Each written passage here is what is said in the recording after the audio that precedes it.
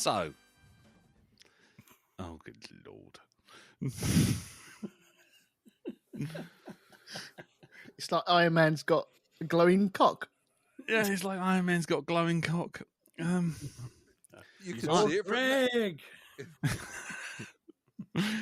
Right. Okay. Yeah, I injured myself while measuring radio frequencies. Still hurts. I'm not doing it anymore because I've got to explain this shit for the listeners. I'm not doing it anymore. Just take that gag and run with it. There you go. Hello everyone. Welcome to Black Dog version 2, 188. I'm Lee. I'm in the dark. I'm Jim. I'm scared. Yeah, and this week we're trying something very stupid, which is to look at each other on camera. Which I thought would be funny for 5 minutes. Now turned into 3/4 of an hour of Darren trying to uplight himself with a phone. Uplight myself, but instead setting myself on fire. Yeah. Set myself alight. So yeah, that's the thing that's happening. So if you suddenly hear us get a little confused, that's probably because Darren's done something on the screen. I have taken a screenshot of the screen so you can see what we're looking at, and I will post that on the Facebook group in a bit. Okay. But anyway, as ever, we will see. Oh, good Lord. See how everyone's week's been, or fortnight. We'll see how everyone's fortnight's been. And then I'm not looking at the camera now. I've got to turn you off. I'm going to have to turn you off. We see how everyone's fortnight's been. And then we will see if there's any feedback for last week's episode. And then after that, we will be moving on to this week's movie, which was it your pick, Jim? Yes, it was. Yes, it was. Which was? Emily the Criminal. Emily the Criminal. Not to be confused with Emily from Tesco's. I don't know. Emily in Paris. There you go. Sequel to Dora the Explorer. Yeah, Dora the Explorer, Emily the Criminal. And yeah, Nikita. Yeah, exactly. Oh, Driving Miss Daisy or Hello Dolly. Run, Lola, run. Anyway, right. But before we get to that, and like I say, please forgive us if you hear any sort of weird distraction noises, because we are all now looking at each other, and that is somewhat distracting, especially considering Darren looks like he's in a witness protection program. Yeah. Because he's backlit, and all we can see is a silhouette with a pair of earphones that make him look like he needs some surgery to pull his headphones in. He looks like if I flick his ears, his head would spin off like a wingnut. Anyway, I've got handles. You've got handles. I've got handles now. Look, handles. You've got the most brightly lit cup. He's got the most brightly lit oven I've ever seen in my life. Oven behind you. Yeah, that's an extractor, mate. That's not an sorry, oven. sorry, the extractor. Sorry. Yeah, that's not. I don't cook things in that. I mean, it gets a bit warm, but not that warm. I mean, well, it does look like it's been in a nuclear fire. I'll be honest with you. It's literally exploding right behind you. That's just to do with the spotlights. So we never chose those for the. Okay. I don't know why anybody would choose spotlights for any part of a living room at all. But yeah, that wasn't our choice. Right. Okay.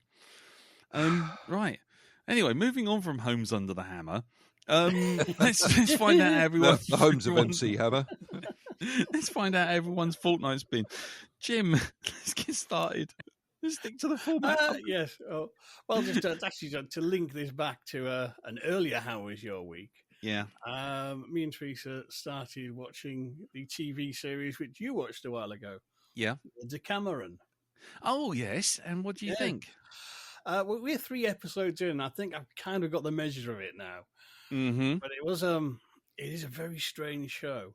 And all the time it was kind of this sort of style where it's like beautifully shot, it's played straight, but it's lots of weird humor and quite distasteful things happening and quite random things happening. It reminds me of something. I couldn't place it. Episode 3 it clicked.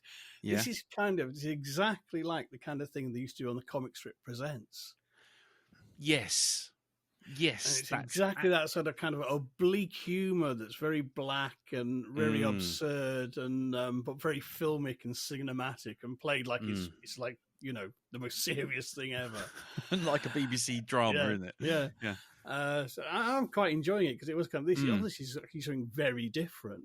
And you know, you don't see this kind of thing very often these days, because it's focus grouped out of existence. Yeah.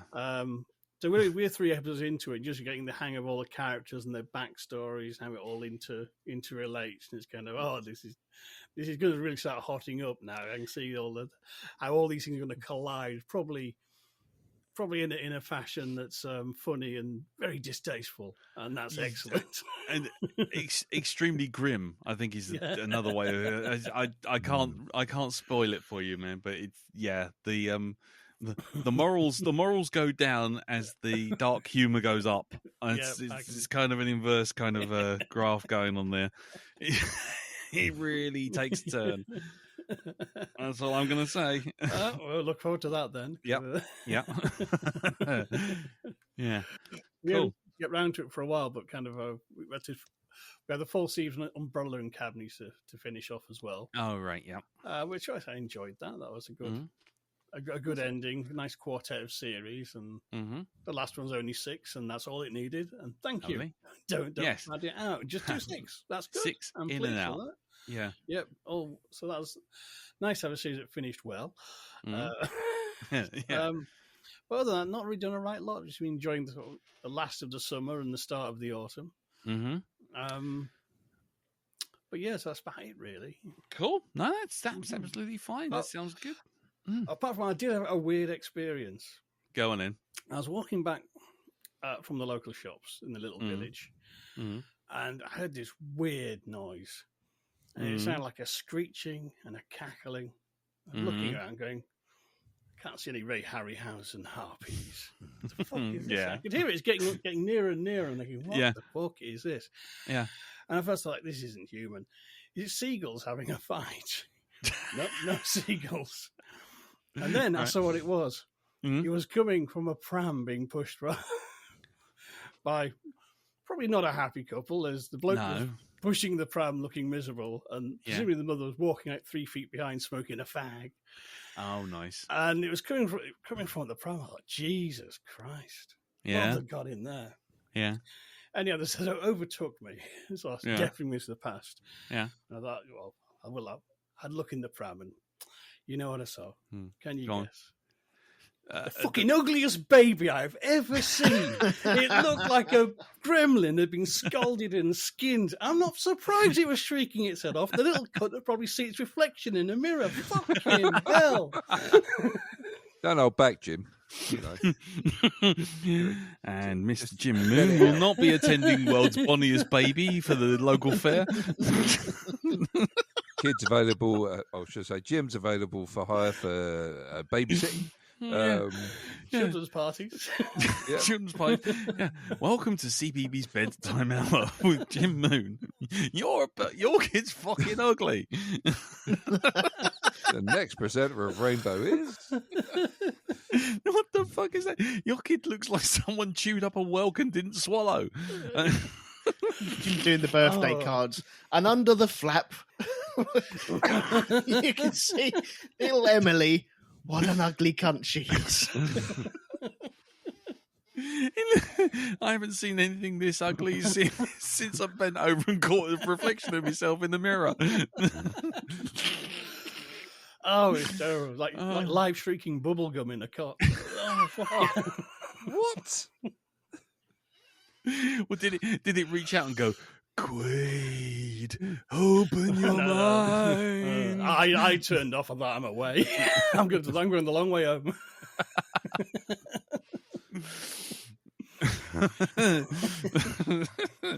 Right. I'll tell you what, out there somewhere, there's a bad guy from Teenage Mutant Ninja Turtles missing its face in the middle of its stomach. So next week's movie is going to be Rosemary's Baby.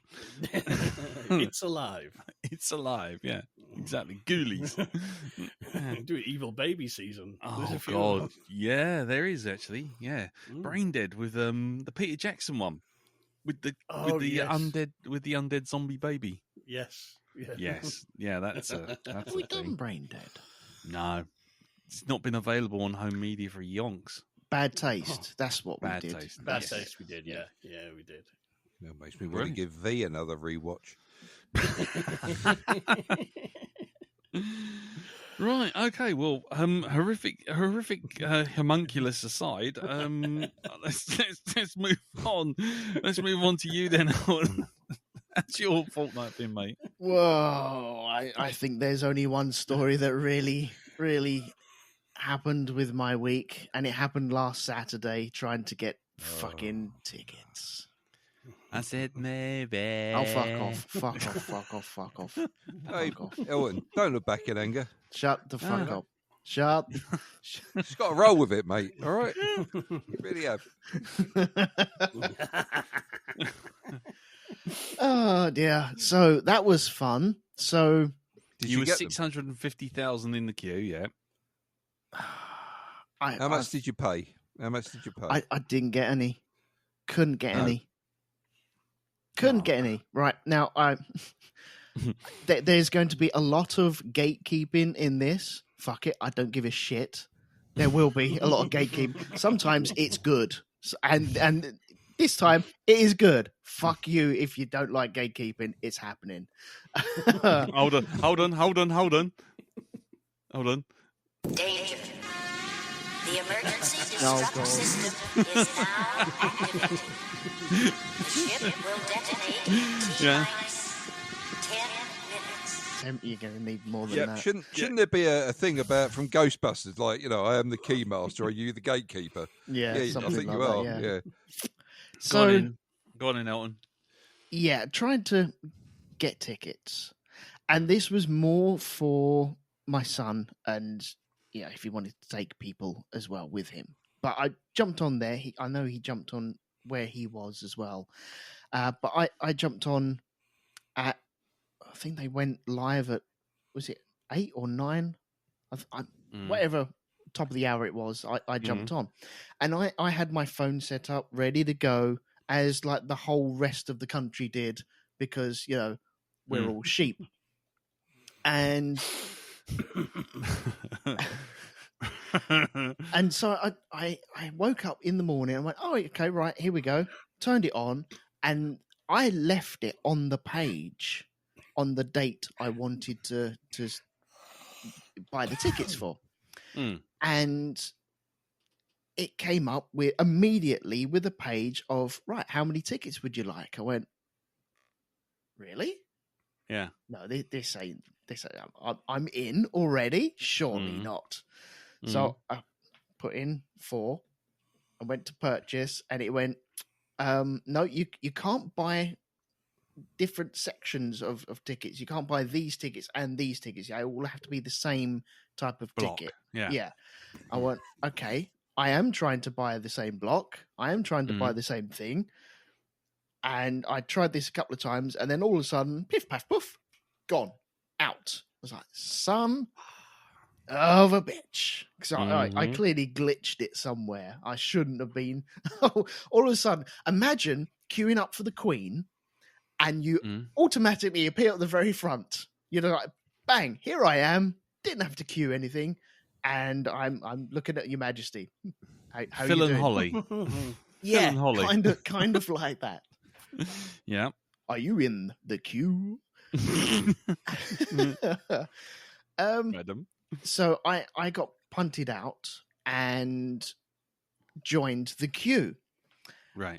And I think it came up with 100. I was 151,000 in front of me. I was like, Right. fucking hell, that's a lot. Right.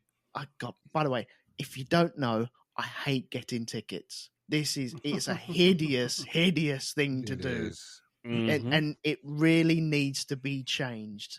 The system has to be overhauled and changed and done differently, fairly and differently. But so I was sat in this queue. Thunderdome. Yeah. So I was in this queue checking my phone, and I didn't want it to go off Mm. just in case it kicked me off. I didn't want it to go sleep just in case. And so every 30 seconds I'm like touching the screen, just moving the screen, just not refreshing, just so my phone was on for quite a substantial amount of hours. Mm. And it got to around about 1 o'clock. And I was 96,000th in the queue. Right. So, I've worked my way down. And Yeah. by this time, I've turned on my computer and I thought, I will try just to see if I can not jump the queue or anything like that, but maybe join just in case. And so I put that on and I joined the queue for the queue. So imagine, once again, let's take visiting the Queen on her deathbed. It's on a deathbed now. Well, not in a. Sorry, Pastor. Sorry, Your Majesty, you can be going in a minute. Yes, no. Evening. Don't worry, nothing on the telly. Yeah.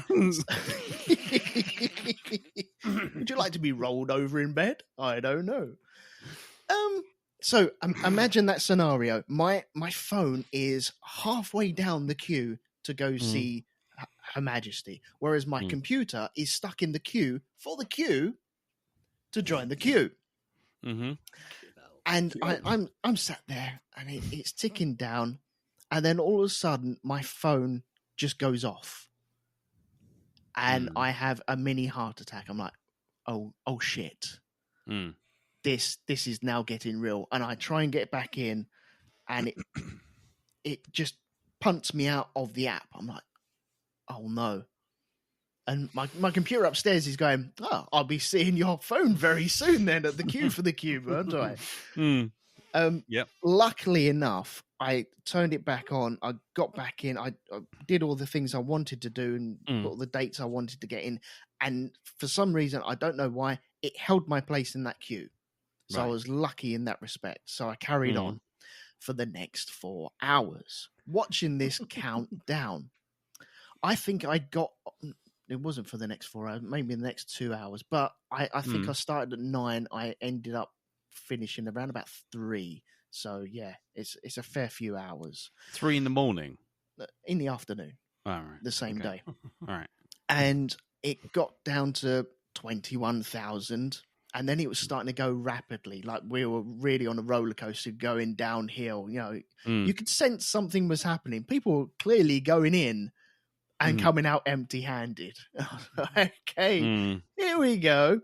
And watching the rapid descent, getting down to 1,000, 100, 1. You're next in the queue. Yes, here we go. Walk into the stadium, and there are 5 or 6 tickets left, all dotted around. Not one of them below £405 per ticket. Shall I tell you why that is? Fucking hell. Shall I tell you Dynamic why? pricing. Exactly. And it's perfectly legal as well. It's bollocks. It is bollocks, and it needs to be stopped. And Yeah. people buying these tickets who are rich enough to buy that don't help the situation. The only way you're going to change it is if you don't buy this shit. Okay? This is it. People have just got to stop fucking buying tickets for concerts. That's it. End of story. It's the only way you're going to change it. Yep. While people still pay money, they go, oh, well, you think it's all right then? Oh, but I really want to see this band. You're holding it around to me. You don't have to go and see that band. Okay, seeing that band is not going to make your life any better. It really isn't. You can just turn around and go, fuck this for a game of Soul. Just turn around and go away. Listen to the Shadow. He knows what he's talking about. Exactly. You can't call yourself a victim, right, of having you being ripped off when you gladly paid them the fucking money that they're asking for. You haven't got a gun. But I'm seeing all this thing, can't Oasis get involved? Why are Oasis going to get involved? What are they going to do? No, they are rolling in it. They are Scrooge McDuck in this sort of situation, aren't they? Because they're rolling in it. No more. I'm fucking sick to the back teeth of fucking puns. I have a love-hate relationship with that band. I flipping loved it at one point, and then flipping hated it, and now this is the gatekeeping sort of thing that I'm talking about, where it's too much. where you get. I have the same sort of thing with Formula One. Okay, so the best way I can describe it is, I will listen to a radio station. They'll talk about the sports, and there won't be any. There'll be about tennis. There'll be about 10-pin bowling. There'll be about golf, and there'll be nothing about Formula One. I'm sat there going, "Aren't you going to talk about my favorite sport at all?" No. Oh, okay, thanks. And then when they do, I'm like, "You've no fuck all. Why the fuck are you talking about it?" And I can't help myself, and I'm always like that. And that is my sort of gatekeeping that I do. I don't mean it. I know I do it. Everyone does it to a certain extent, but it's one of them things. But I promptly walked out of that. There was no way. I can't afford that anyway. Well, I mean, it's not worth it. Elton, where you're talking about gatekeeping, you're honestly not as bad at all as some people have been reportedly being. These, fans who've grown up listening to Oasis getting mad that somebody around about the age of your son wants tickets. Mm-hmm. Have you heard about it? I've been hearing these stories about, real gatekeepers getting mad that, some 16-year-old girl's just bought a ticket because she heard them on TikTok. And it's like, well, maybe she actually likes them. Yeah. This is how bands keep going because, they get new fans in. But Noel Gallagher actually said something quite interesting he went, one interview. Loads of money! Loads of money! I'm in the money. He was quite honest, and he says, what kind of concerns me, he says, is where's the Oasis for this generation? Where As is he that rolled band? up his £50 note and As he set rolled fire up his to it. £50 note. He's like, why? I think this was a couple of years ago when people kept talking about it and they weren't going to do it. But he said, like, why are all these youngsters dependent on two 50-year-old blokes getting up on stage and, fucking singing their lungs out when they should have.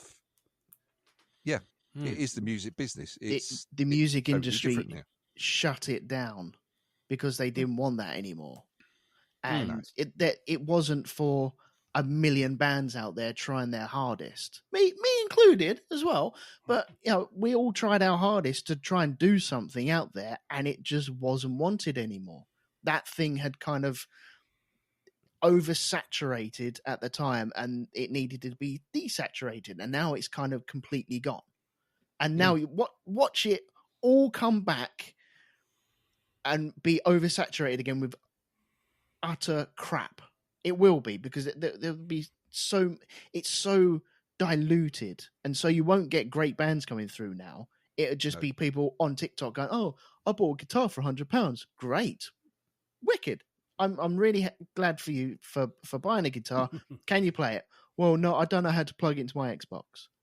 And what? It's your what? It's your That's what? That's what's going to happen. It's just going to be there. There are bands out there. There have always been bands out there doing the circuits, but the circuits have got really small now. Venues have closed. People don't go to gigs because it's too expensive. Like this, Exactly. pubs are too expensive to drink in because of life. Yes. Breweries are selling pubs and nightclubs because they can make money on the property sale. Mm-hmm. And it hasn't yet dawned on them that if we sell the pubs and clubs, where are we going to sell the beer? Yeah. Oh God, no. So And the moral of the story is see Oasis like I did for nothing. I saw them playing third on a bill at a free festival sponsored by Heineken, I think, in Preston. Nice. Headlining was Shed 7. Second on the bill, the Boo Radleys, who we wanted to see. And third, on bottom of the bill, this band no one had heard of because it was before the first single had come out by about 2 months. And having done my gigging and gone to big stadium gigs and seen some of the very big names on these comeback tours, let me tell you something. Bollocks of that. Save your money. Go out and go down to pissy local clubs and local backrooms in pubs and see some bands there. Because if you see some enough, you will see some fucking legends starting out and they'll be blinding. Mhm. Mm. It won't be a case of you're in Wembley Stadium going, is that them over there? I think that's the steward. Have they come on yet? I really need to go up the bog, but it's 30 miles away. And by the time I get back, the gig will be over. That's what Lee, terrifies me about going there. Mm. I don't Mm. don't really. I would go if I was going to go with some people. I suppose I would, but I think them days are long gone. I know I've got gigs, a gig booked in December for a band that I've always wanted to see, but that's like a 3,000 people going to that, and that I can deal Yeah. with that. Mm. Yeah. I can deal with that. Wembley Stadium, no, I'm fine. And I've watched them at Wembley in 2000, and it was shit. No matter how many times people tell you it was great and it was their best night of their life, it was utter bobbins as far as I'm concerned.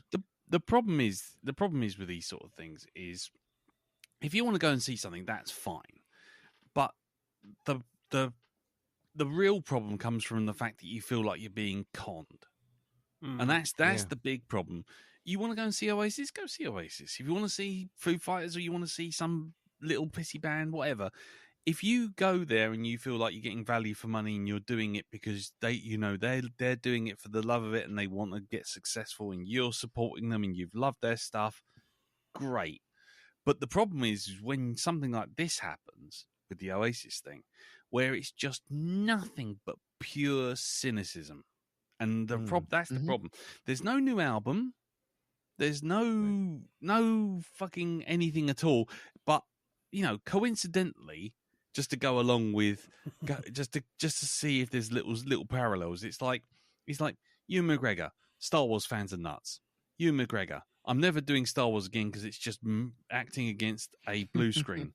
Ewan McGregor suffers from massive divorce after an affair with Mary Elizabeth Mastrian Winstead. Ewan McGregor, do you know what? I'd really like to come back to that Obi-Wan TV show. And strangely enough, we've got Noel and Liam not talking to each other for 15 years. Noel and Liam never going to do anything together. Noel, I've got High Flying Birds. Liam, I've got my own band. At everyone. And then all of a sudden, Liam, I'm having a divorce. Noel and Liam getting back together again.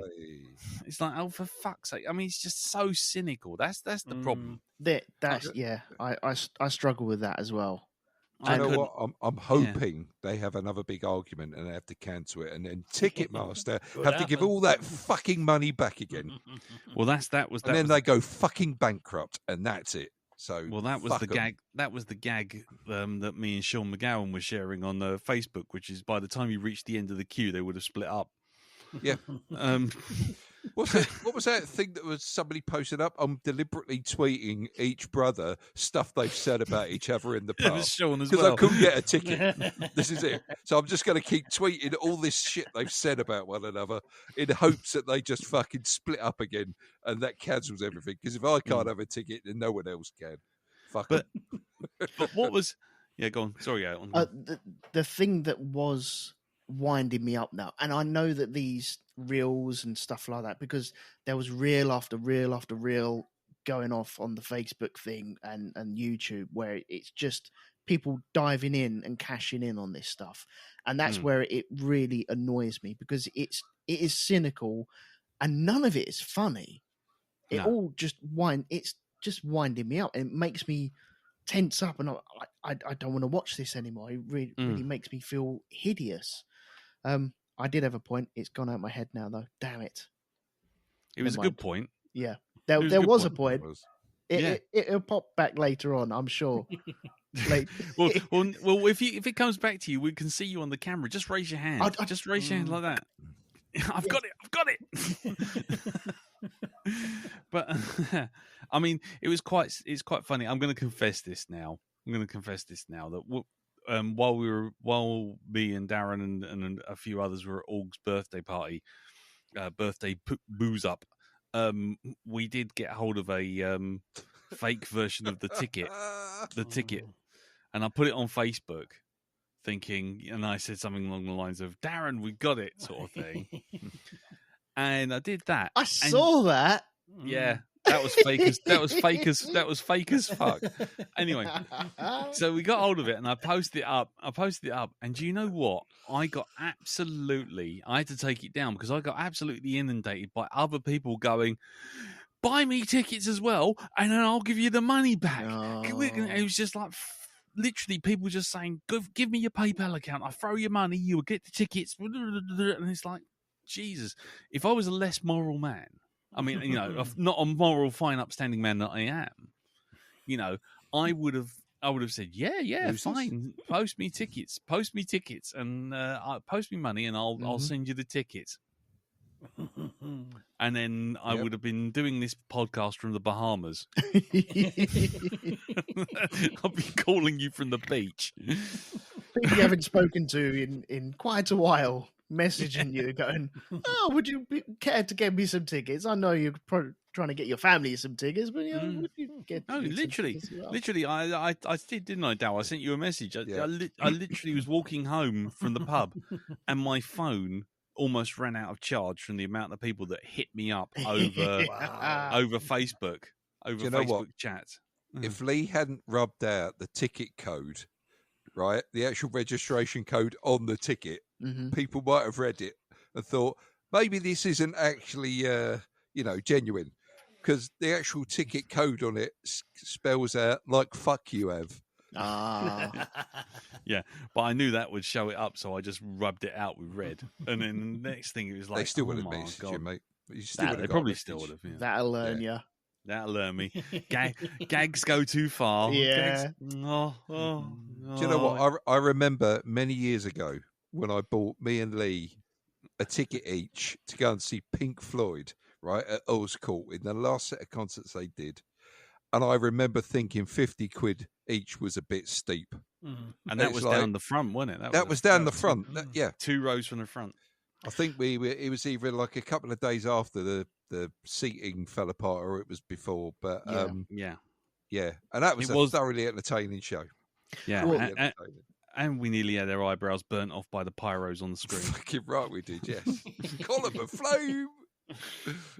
Well, I understand people having divorces and wanting to make up that money, but the way that the dynamic pricing was done, that's a ridiculous. It's such an unfair way. We're putting up the prices because of demand. What? No, you knew this was going to happen. Everyone knew this was going to happen. There is no demand. The demand is there. It's like Switch. Nintendo selling out the Switch and running out of units. As if like they haven't got a warehouse full of the units trying to create the demand. Yeah. Put the dates on, fill it out for 100 days constantly. Oh, we didn't know it'd be so popular. 30 quid a pop, 50 quid a pop, whatever you want. I'll go 4 or 5 times. Amazing. That'd be great. Everyone gets to see everyone. And if it starts dribbling off at the end, then get rid of the last four dates. But yeah, it's just pure greed, and it's cynical. It makes me sick. I'm glad, and I hope it burns down. There we go. Yeah, I hope it does. I hope they have an argument and they cancel the whole fucking thing, and Ticketmaster's just sitting there weeping. By the way, FBI, if you're listening to this and you think there was a fire in the future and this is played out in the court of law, I didn't set the fire. That was just a joke. That was Billy Joel. Yeah, that was Billy Joel. That's called the Billy Joel defense. Yeah. By the way, he should bring out another version of that because it's like he's got another 30 years worth of events to put into another song. Why doesn't he bring out part 2? Because it'll be far too fucking depressing. That's why. Yeah. It'll end with a gunshot. It'll get to the bit where it goes, we all stayed in because of the pandemic. And it's just like, it's this big gap where nothing happened. We didn't buy the bog rolls. We were all in hiding and the people were fighting over the long bog rolls. It's just like... Yeah. Sat indoors for a day, then it went another way. Just- yeah, Queen of England dead. yeah. Queen of England, she is dead. Now is Prince Charles is dead. Sitting here in despair because I try and cut my hair. We start the fire. There are no fucking barbers. Please stay 2 meters. Yeah. But then the NHS, we clapped them and we. Oh God, yeah. Clap on their pots and then we did all the shots. We are a bunch of alkies sitting indoors. Anyway, no, I don't know where I'm going with that. Just watch me trail off mentally. Yeah. Anyway, yeah. No, fuck Oasis. Fuck them right in the ear. Mad Yep. for it and all that. Anyway, I got to see him. I'll tell you that in a minute.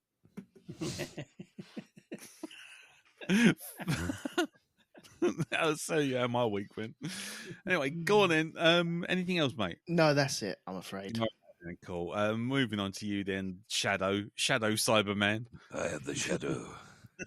Strawberries and cream. Strawberries and cream. Yeah. I am the vision of the edge of all despair. I have no idea. I don't know what the fuck I'm talking about. I'm drunk. Yes, I'm very, very drunk. I'm very, very drunk. Yes. Oh well. Not much has happened, really, in the past couple of weeks. No. Since we were on last, did we talk about the exam results? 'Cause, I yeah. don't know.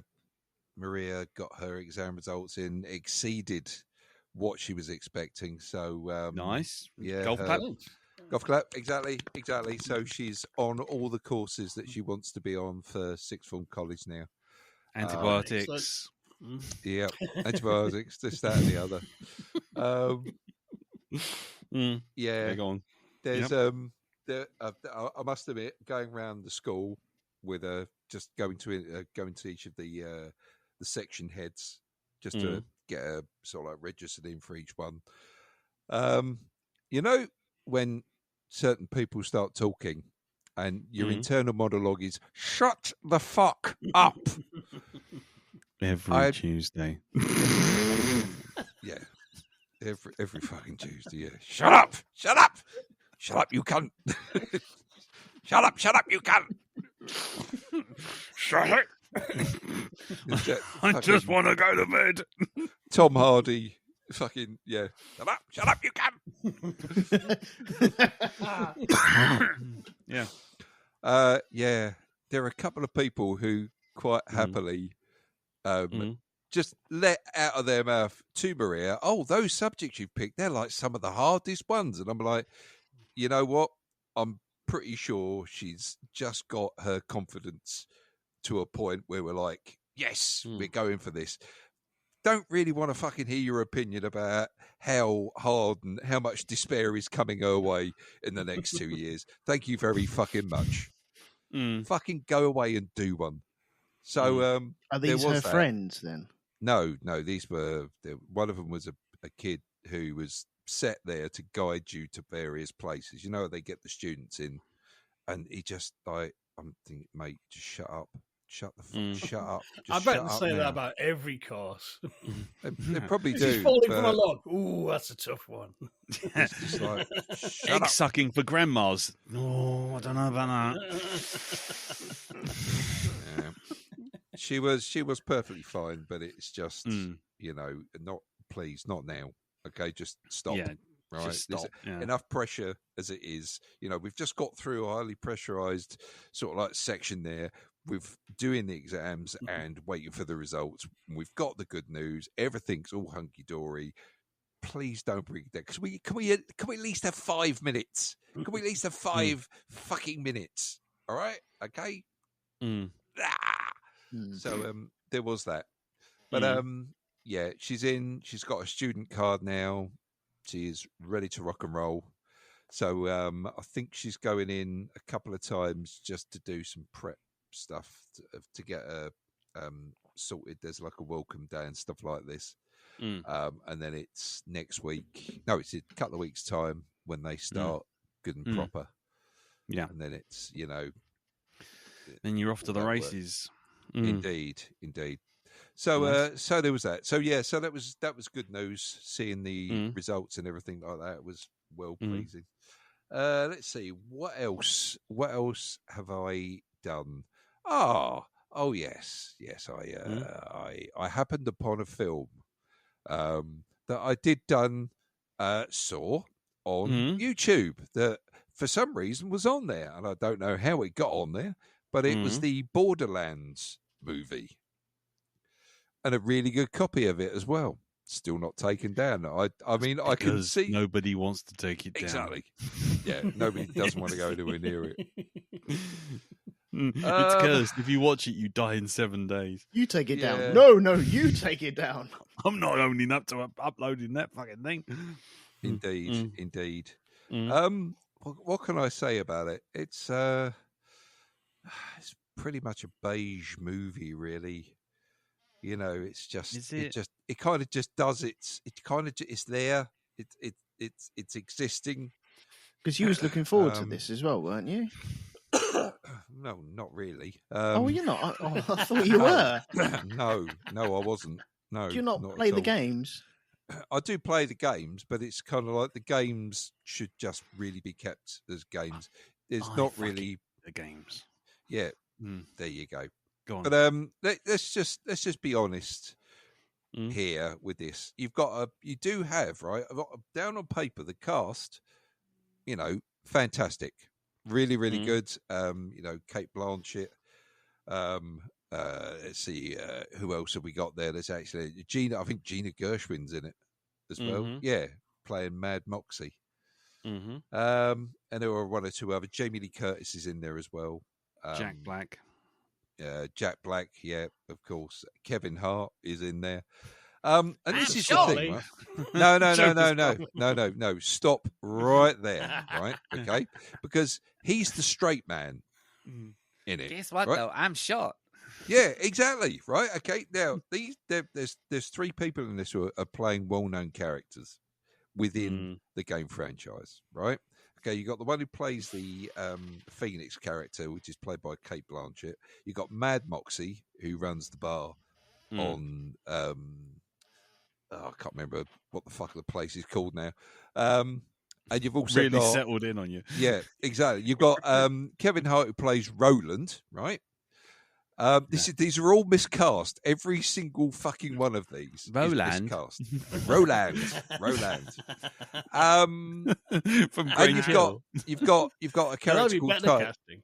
Yeah, you've also got a character. I can't remember the name of the actor that plays her, but there's a character in it called Tiny Tina, right? Who is this psychopath who, is very sort of like about a teenager she is, but she knows how to make explosives. And she's completely psychotic. I've got to say, I don't think the person who made this actually watched or has actually had a look at the games. Somebody It's should Eli give it Roth. a. Is it? Yeah. I think he said he hadn't watched them because this is supposed to be before the events of the very first game, and Kate Blanchett and Gina Gershwin are twice as old as the characters that they actually play that are in the game, right? Now, Roland, the soldier, the super soldier, is supposed to be about 6'7". So this is why they got Kevin Hart, of course.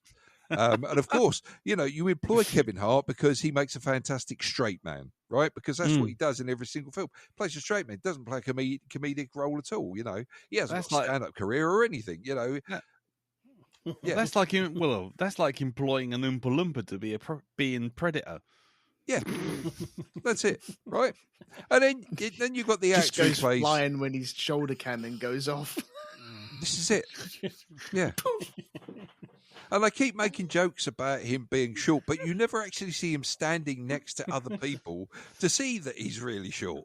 Because he's filmed in a totally different set on a totally different I day. think everybody else is in a ditch and he's just on just a normal level, And then we come to Tiny Tina, who's supposed to be this completely psychotic, I suppose the closest you can say character-wise is like Harley Quinn, right? That's the sort of personality she's got. And again, I think somebody forgot to tell the person playing the role that that's what that character is supposed to be like, because no, she's not like that at all. She's, I think she does a little bit of nutty type stuff, but apart from that, it's no, not at all. I'm not gonna lie. When I play the game, and Yeah, I played all the games, and every time I've regretted it. But that's fair enough. when That's I fair play enough. them, all I do is I sit there, going around, doing me shooting. Now this is I'm playing for the camera, by the way, people.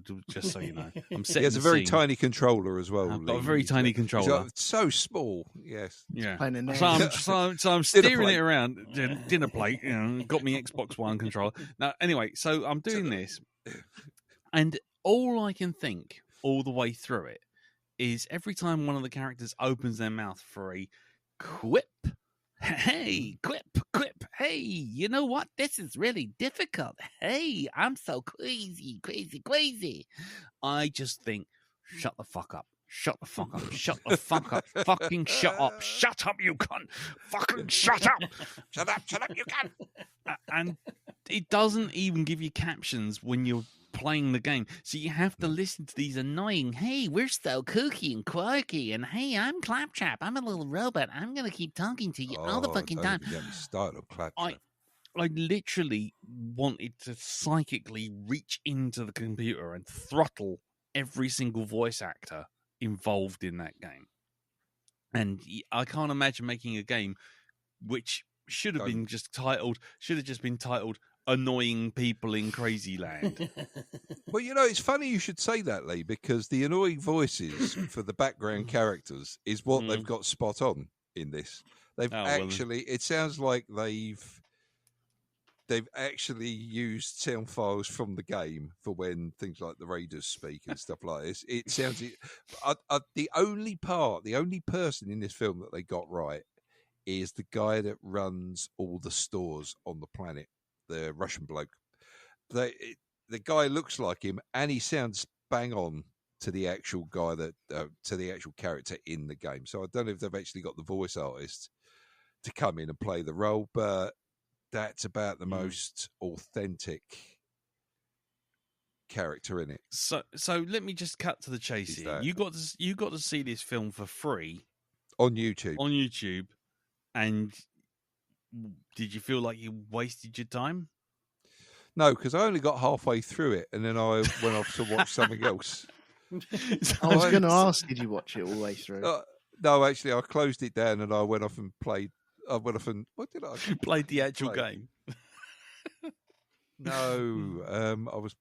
Oh, that's right. Yeah, and that's the other thing I did this week. I bought a game that I've been waiting to come down in price for a while now. It's gone down to about £8, but I bought Terminator Resistance because I've seen lots of stuff about it and it actually looked quite good. And I got to say, it actually is. Mm-hmm. It's actually a decent spin-off. Cool. From the franchise, and it actually gives you quite a lot to do in the game. Yeah. Okay. Is it a first-person shooter? It is a first-person shooter, and you do play a completely new character in this one. So you're not playing like Carl Reese or anything like this. You are a soldier in the Resistance that's trying to get to where the Resistance are because his company's been completely wiped out. They get ambushed by Terminators. The endoskeleton Terminators. But this is where they're just learning about the fact that there are infiltrator units being made. There's a whole talk about half man, half machine Terminators coming in, and nobody can tell the difference between them. And they all look and they bleed and they sweat and they've got hair, and it's real difficult to spot the difference between them and normal human. Half man, half biscuits. Indeed. And I've just got to the bit in the game where I've got the pulse rifle, the 40 gigawatt range. So that's fun now. I can really tear things up with that. Okay. So yeah, so Cool. actually worth the £8 How I much you paid for it. £8. £8, yeah. CD Cool. keys are selling it at the moment for around about that. Is that Yeah. on Xbox or? No, that's actually on PC. I'm or laptop. PC Master Race, motherfuckers. Yep, indeed, indeed. Right. Okay, fair enough. Cool. Anything else, sir? Apart from the that, humongous flatulence, because I can't see your lips move. All I can see is the black shadow going. you see, if you can't see my lips moved, you know I'm not lying. That's the thing. The Trump defense. Indeed. Very good.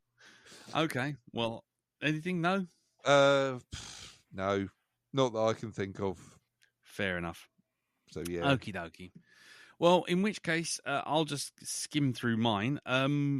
Firstly, I last week was off at Billinghurst, which was a lovely little village I've been to before. We look after a dog in this massive Victorian schoolhouse that's been converted into a big old house, and that was lovely, very nice. Just chilling out. And then we came home. And I came home in time for Pete Organ's birthday, so we met up and did that. You both went to that, yeah. Yeah, met up with a few old faces and caught up with some people, so that was quite cool. And watched him get enormously drunk, basically. Which was amusing. Luckily, I didn't, and which was handy because I was dealing with people asking me to buy Oasis tickets while I was walking home. Then I watched a film on Amazon Prime called Jackpot, which is John Cena and Aquafina, which sounds like some kind of cocktail. John Cena, Aquafina. Yeah. No, and it's like cross the Purge with Looney Tunes. And I've seen this advertised. Yes. Yeah, and throw in a few bits like Hunger Games and whatever. But essentially, it's slightly in the future. Californians run out of money, and to cut a long story very short, you all go in for the lottery. You get the lottery. If you win the lottery, you keep the money if you're still alive by sundown. If, on the other hand, someone kills you, they get 20 grand, and the government gets to keep the money. And so there's this, so that's kind of the kind of the social subtext thing. But the rest of it is that you've got John Cena, who is there's like agencies that you can pay with a portion of your money and essentially your winnings, and they will keep you alive till sundown. So he's kind of he's vested interest in keeping her alive. And this Aquafina, she picks up a lottery ticket by accident, and then she wins, and then immediately has to survive for 8 hours or something until sundown, while the whole of California, plus the police, plus the military, plus every fucker on TikTok and social media is hunting her down to try and get their 20 grand. Which is cool, but you sort of sit there, and then the rest of it is just this. Fight.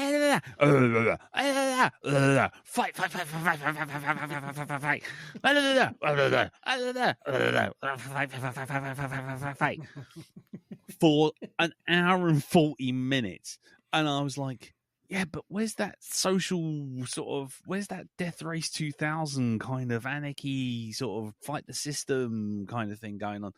No. We'd much rather have John Cena kicking old ladies through walls. And that sounds really cool. Yeah, must get on it now.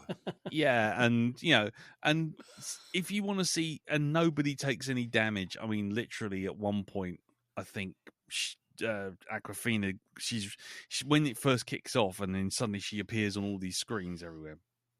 She runs away from this acting job that she was about to audition. She was about to do. She runs into this room, and it's a room full of martial artists doing training, doing fight school training, and they kick her literally all over this room. And at one point, one guy kicks her through a wall into a yoga lesson, and then all the yoga people are starting to fight all the kung fu people, and the kung fu people are all trying to fight her. And you're just sitting there going, it's kind of funny, but that was like 10 minutes into the film, and then the rest of it's fight. And I'm just like, ugh. I was bored after 20 minutes. Mm-hmm. Did you And watch I the whole still- thing though? Oh God, yes. Because I thought at some point there'll be some sort of like uprising, or has anyone actually figured out that you're only getting 20 grand, but the jackpot's $3 billion? Why do you think nobody makes it to the end? All that kind of thing. But the film just goes, nah, let's have John Cena go, rah, rah, rah, rah, and then have Aquafina go, and then you just look at that fight over and over and over They've again. employed John Cena for a reason. Exactly, which is to look gormless and beat people up. Yeah. So there you you go. could actually see him. Oh Wow. no, he was Because well. most well food you can't see him at all. yeah, he's invisible, He's completely invisible. Yeah, And he's then sitting right other next to than- me now. Did you Is not he? know that? Yeah, here he is. Well, to be perfectly frank, Dow, I can't even see you. All right. Well, even harder to see him. But you're But not Have you anyway, not heard about Darren. his new film? It's John Cena versus Predator. It's Versus the Invisible Yeah. Man. exactly. Yeah. Anyway, Shit. so I yeah, it's shit. It's nothing on. And yeah, so that's on Prime. It's a time waster, but And then the other thing I did this weekend was I went to I went to Bexley Heath Music Festival, that well-known music festival. Nansen Park. Danson Park, yes.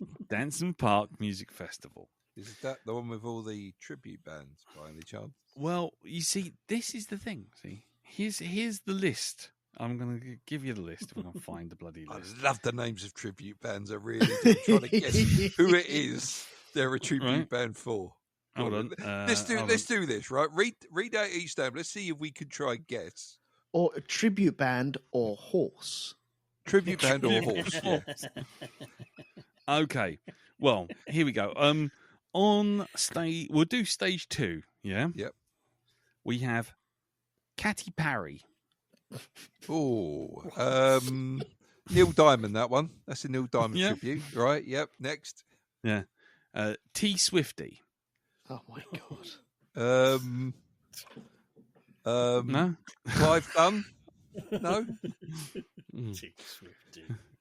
How about Moose?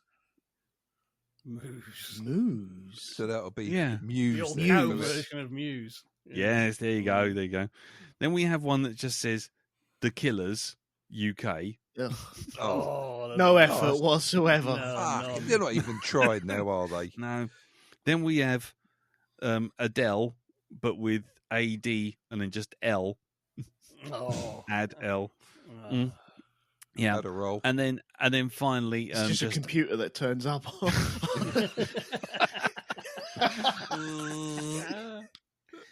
Hello from the other side. Ding, ding, ding. yeah. There's a Ding, fire ding, ding, ding. Hiding in my soul. And then there was one that was just called ABBA. But I don't know if there was something else going on there. Then in the other one, we had Forward Mac on the other stage. We had Forward Mac. Better. Nice. Like it. Yep. Mm. Go Span Duran. Yeah. One that was just simply called Britpop. Oh, My okay. God. Yep. Oh. Then we had the Faux Fighters UK. Brilliant. That's good. That's good. And then just one was called Queen. So that'd be Blur. Right. Exactly. But then there was Rock Iconic. And Rock Rock. Iconic it wasn't a tribute band. It was literally just someone who had got like 3 people who could play guitar, and she just wanted to sing various songs that were in no way connected to rock at all. Oh, okay. Just standing there, yeah. And but yeah, Britpop was basically just a guy walks out. He walks out and he goes, "Who hasn't got tickets?" And everyone went, "Moo!" And he went, "Well, it's okay. You can see Oasis for real." And then he did basically Oasis set from 5:45 till 6:30. At that point, I decided to go get myself a kebab from the stall. Yeah, I would have as well. And then throw it at him, yeah? No, it was a bloody good kebab. I wasn't going to throw it at him. I was Anyway, going to say they cost £1 million, didn't they? well, that was the thing. They sealed off this area, this massive area of Danson Park, and you go in there, and once you're in, they say, once you're in, you can't leave. If you leave, you're not going to be readmitted. And it's like, right, okay, so we're stuck in here. And they had all these different stalls. So they had like a coffee stall and food and sweets and whatever. Yeah. So for a single chicken kebab, pita bread, standard size, some chicken bits in it, and a can of Coke, I would like your best guess at how much that would cost me. Hang on. So what was it? What was it again? A chicken kebab. Yep. Yeah. So a shish kebab in a pita bread Mm-hmm. and a single can of Coke. 35 quid. 30, yeah, 30 quid. No, not quite. I'd say £9 for the kebab No. and probably 3 quid for the Coke. You're right with the Coke. 3 quid for the Coke. And it Really? was 14 quid for the kebab. Whoa. What? 14 quid. Wow. It was like, you're having a fucking laugh. But I was so hungry. I think I would have eaten my own coat at that point. But I will say this, right? On stage 1, they had all the acts that were on stage 1. So that's the Forward Mac and Ghost Spanduran. Ghost Spanduran was the really weird one because they were a tribute act that only did Go West, Spandau Ballet, and Duran Duran songs. That's pretty niche. That's, I mean, as niche goes, that's pretty. So they were like, I mean, why who bother is- with the Go West thing? Because Go West had their single Go West, and that was it. Yeah, it was Call Me, and I think that was about it, wasn't it? And And- 2 hit wonders. There was Call Me, there was King of Wishful Thinking. That was the other one they did, and that was it. Yeah. No, what was it? It was Call Me. And there We was, close our eyes. We close our eyes. Yeah, there we go. Yeah, I know this because that was the only 3 they sung. Then they did Gold. They did Gold. Gold! Gold! Gold! Pavlovian response from 80s kids. Yeah, exactly. Gold! Gold! Gold! There you go. It's like when anybody says tragedy and you go, tragedy! And you put your hands up by your face. Yeah. It's that. Yeah, steps have got to us. So Ghost Spanduran was very weird. Britpop, which was just Oasis, Foasis, sorry. Bloke walking like a penguin. Yeah. They were all that. I'm gonna sing into me. Hands behind their backs doing things. Yeah. But they all had real music. But the Katy Perry, Taylor Swift, Muse, Killers, Adele, and ABBA, they were all working from backing tracks. Oh, they were doing the doing the Ian Yep. Brown thing. Yeah, exactly. And the funniest thing was the Foo Fighters one turned up, the Foo Fighters, and I actually went to the stage for that one because it was like 5 guys, guitars. They looked like they were properly decked out, ready to go. They did a full hour set. It was absolutely brilliant. I will give them that. Absolutely brilliant. And I thought, great, that's it. Thanks very much. Good night. It ends at 8, by the time, and then it's like, no, actually, coming up next is the Queen tribute after them, and on the other stage, ABBA. So I thought, okay. And I went to the ABBA stage, Yeah. and no joking, it was like a hen do. It was Oh, like dear. two rather, shall we say, aged ladies in silver spandex, which they clearly had bought from a shop which wasn't for, shall we say, their builds. Yes. Two young guys who literally were pulled from the Terrified. nearest, who were terrified, with big 70s wigs on, pretending to play guitar and piano. Cougars while and the Cubs, backing- basically. It was a Cougars Cubs cream pie party, and Was and it? yeah, Was it? and was we it just like- watched. Go on. I was going to say, was it like, you know, when we went to that karaoke in Beavers one time, and you had that bloke give us the Bromley version of "Living La Vida Loca." And he's Yes. "A living a La Vida Loca, a living Yeah. a La Vida Loca, Yeah, a dancing a queen, it young was. and mean on a tangerine." Oh yeah, everyone, throw your arms up. You can dance. Chickatita, you and I know. Do you hear the drums, Fernando? Anyway, oh, this I know. Vindaloo, how do you know when you've eaten too much? I But anyway, have a dream.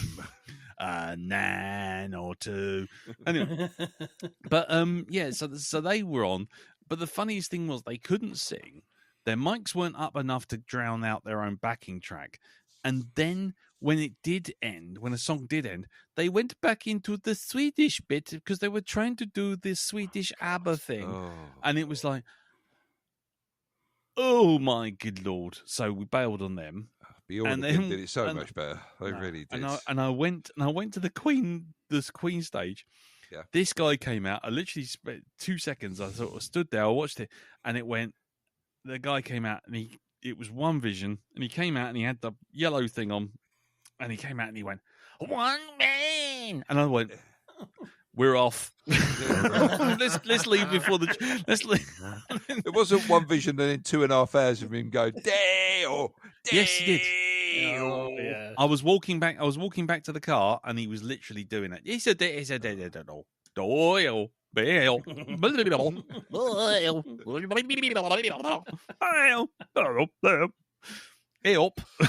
was that comedy skit I see? They were talking about Under Pressure.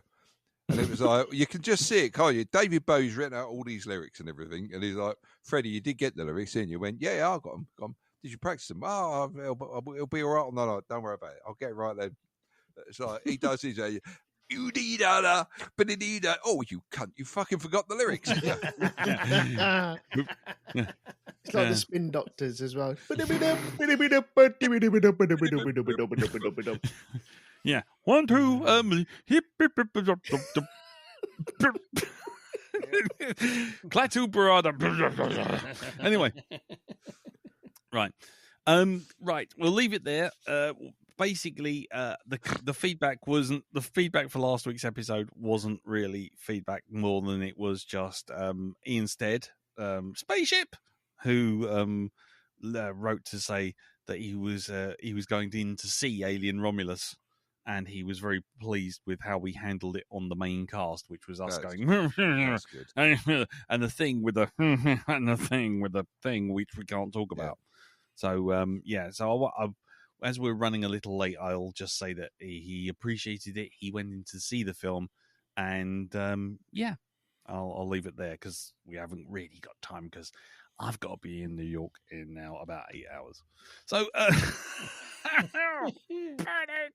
Oh, So, listen to you. God, get over yourself. flying business class, baby. Nice. Nice. Yeah. Someone's tax bill came through and I didn't buy those Oasis tickets. No. Anyway, right. So we'll leave it there. And when we come back, we'll be reviewing Emily the Criminal. So roll the jingle. Ooh, we're watching a new movie we've never seen before. I'm buttering my nipples and waxing my ass. Roll up the Mystery Monica film. Roll up for the Mystery Monica film. Roll up masturbation. for the Mystery Monica film. Roll up for the Mystery Monica film. The Mystery Monica film is waiting for us to hit play. Going to watch it today, what will we say?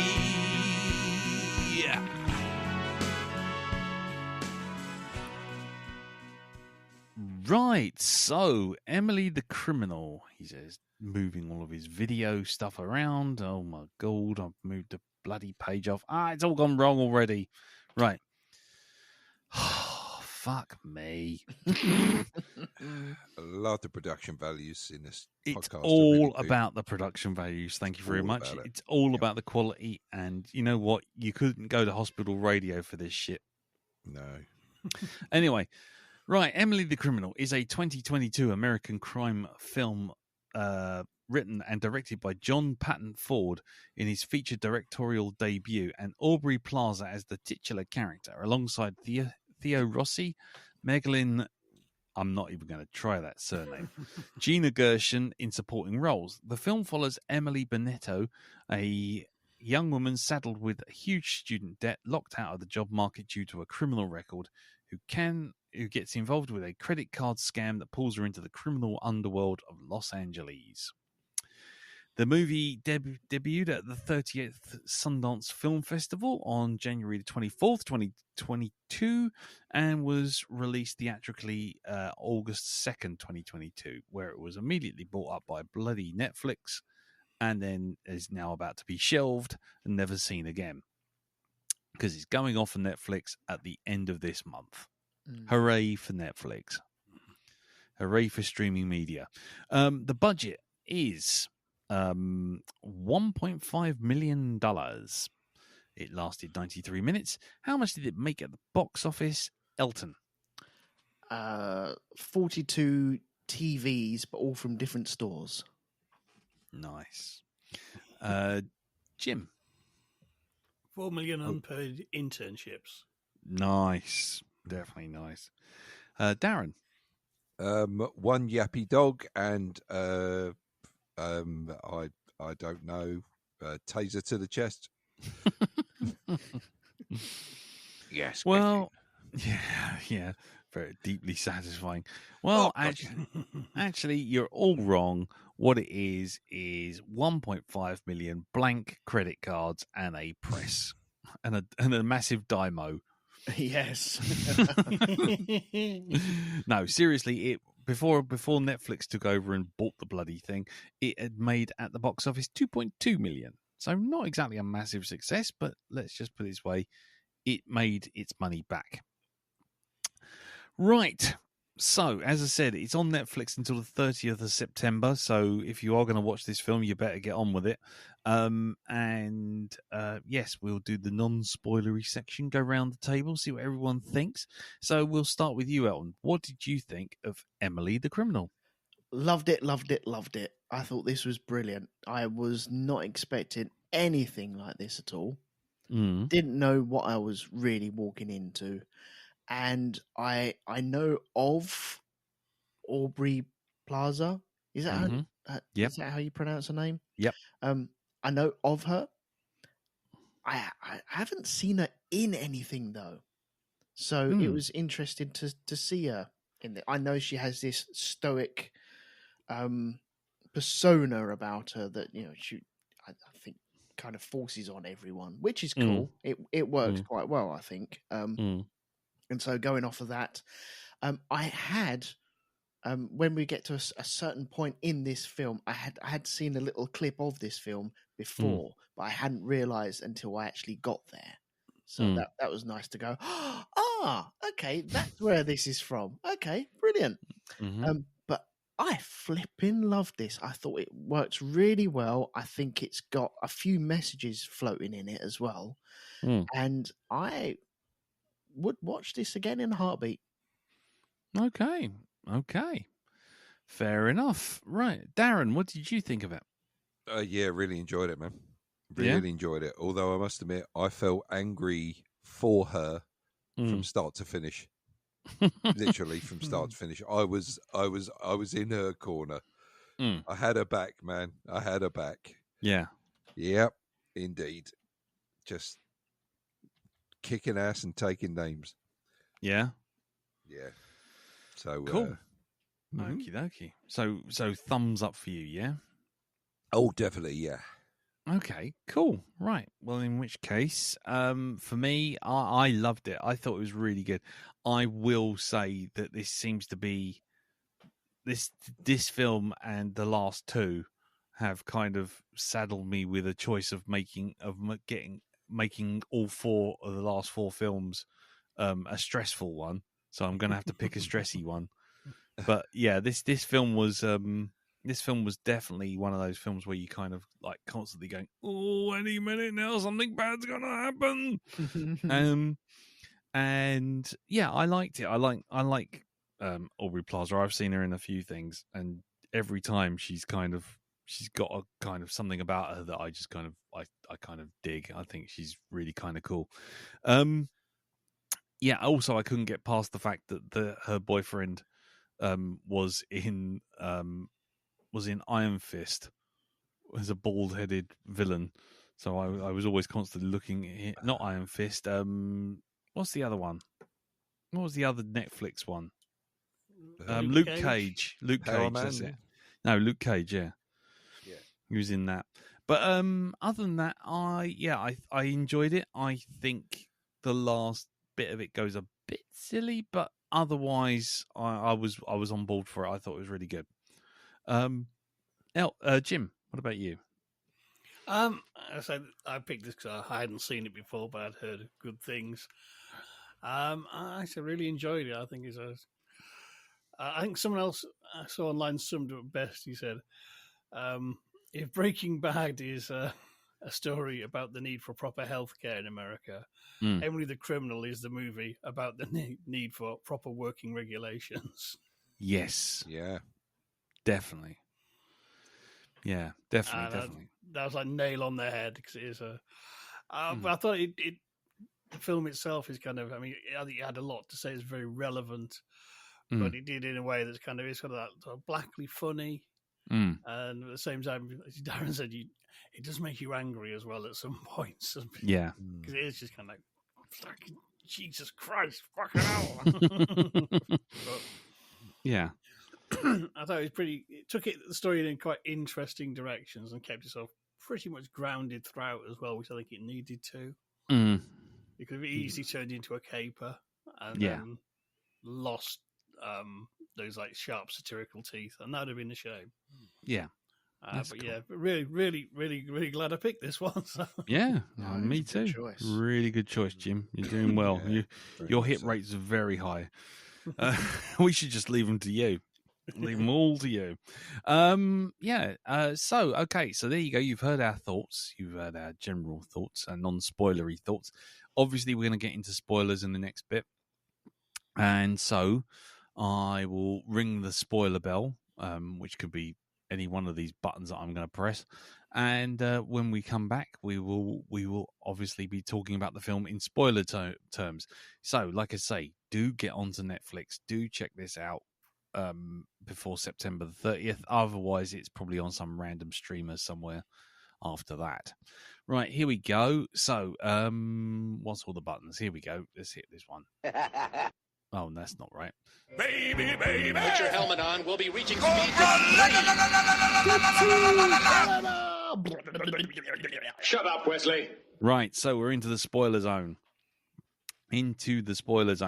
So, let's get started. So, the film is just a straightforward. Well, it seems on the surface to be a straightforward caper, but it has got a big old streak a mile wide of social, anger and commentary as well. and commentary and anger. But anger, I kind of felt the whole thing was angry at the system that was fucking her over at every turn.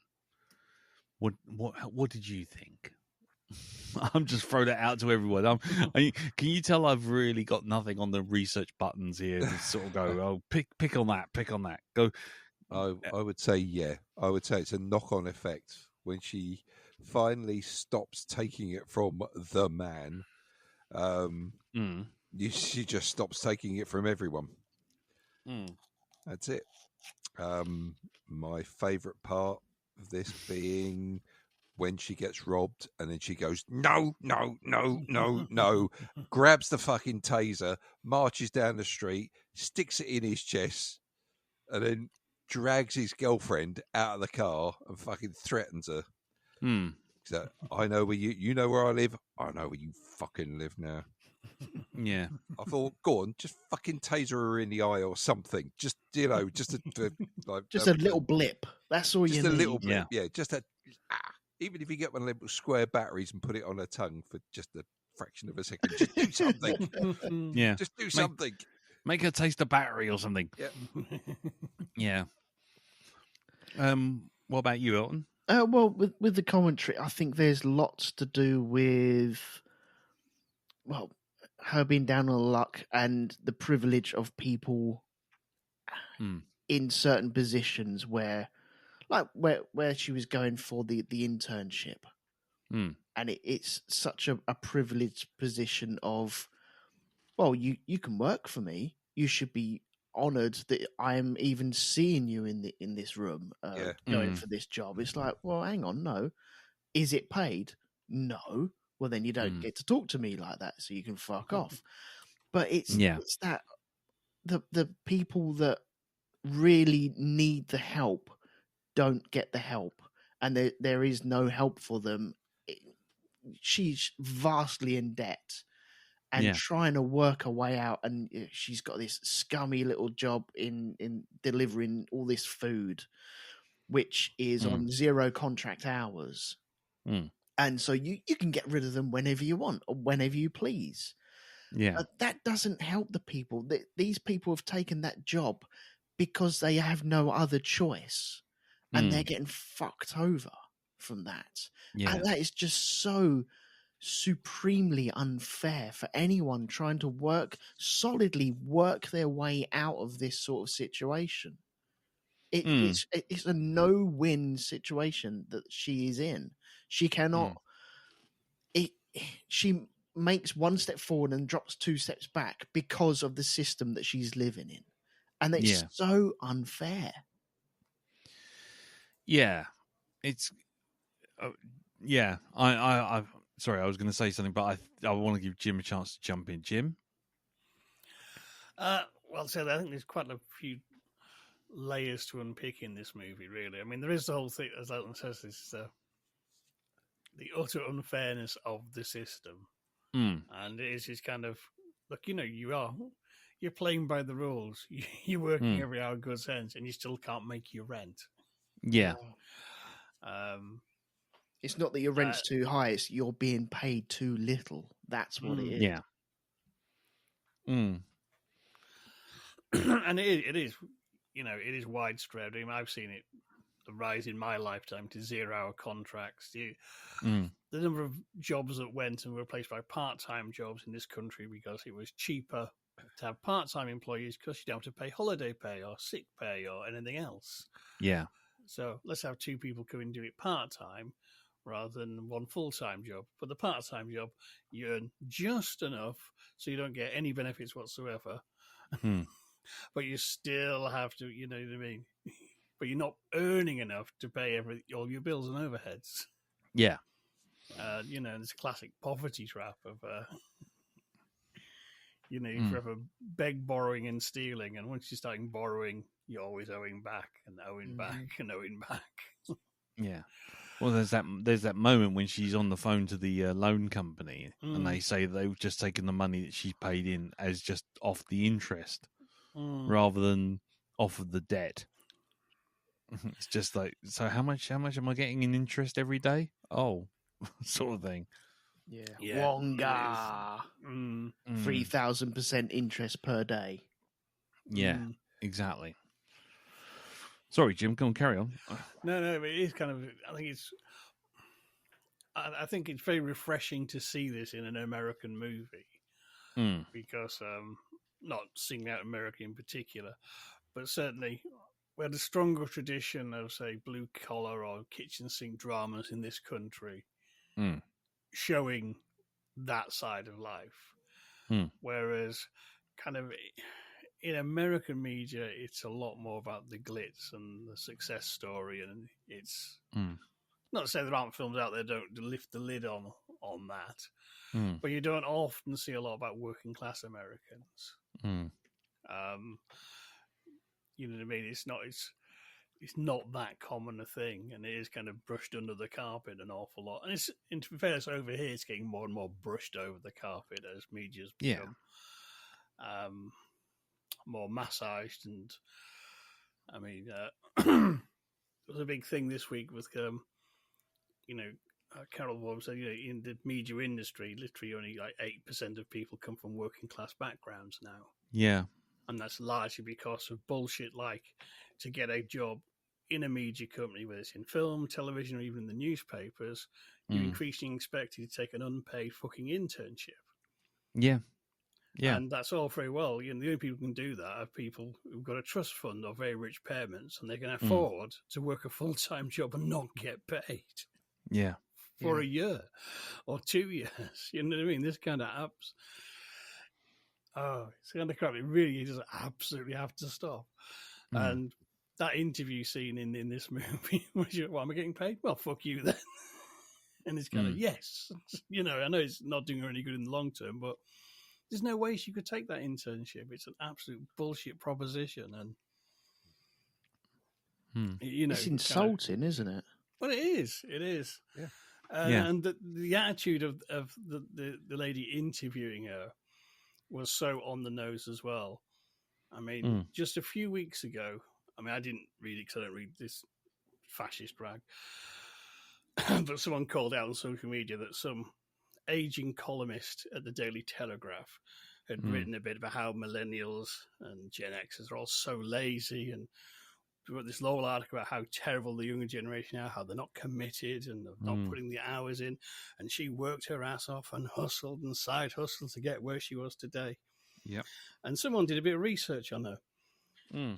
In her long career, she's had one job at the Daily Telegraph. Yeah. Her uncle was the editor. Yeah. Her grandfather fucking owned the paper. So it's kind of, for you to say, oh, you hustled really hard to get where you are today. Yeah. Fuck you, lady. Fuck Yeah. you. Oh, yeah. And it's the same in this and that. I was reminded of that in that interview scene. Because she, well, what about I started up, blah, blah, blah. And she's going, yeah, you got paid though, didn't you? Did you get paid? Yeah. She won't answer that question. It's kind of, yes, too right. Throw it back in your face. Yeah, and then when confronted with the truth, she's just like, right, well, you clearly feel like you're owed something, and it's like, oh my god, yeah, I'm owed a wage. Yeah, I'm expected to work. Is this radical concept? Yeah, yeah, you're right. The only people that could have made that job are either people with trust funds or people living with their parents. And even then, they'll have to go out and get a second job just to live and have a bit of fun and maybe pay their parents back either for rent or food or anything like that. So you're going to be blotto at the end of the day once your head hits the pillow and wakes up for a new day of...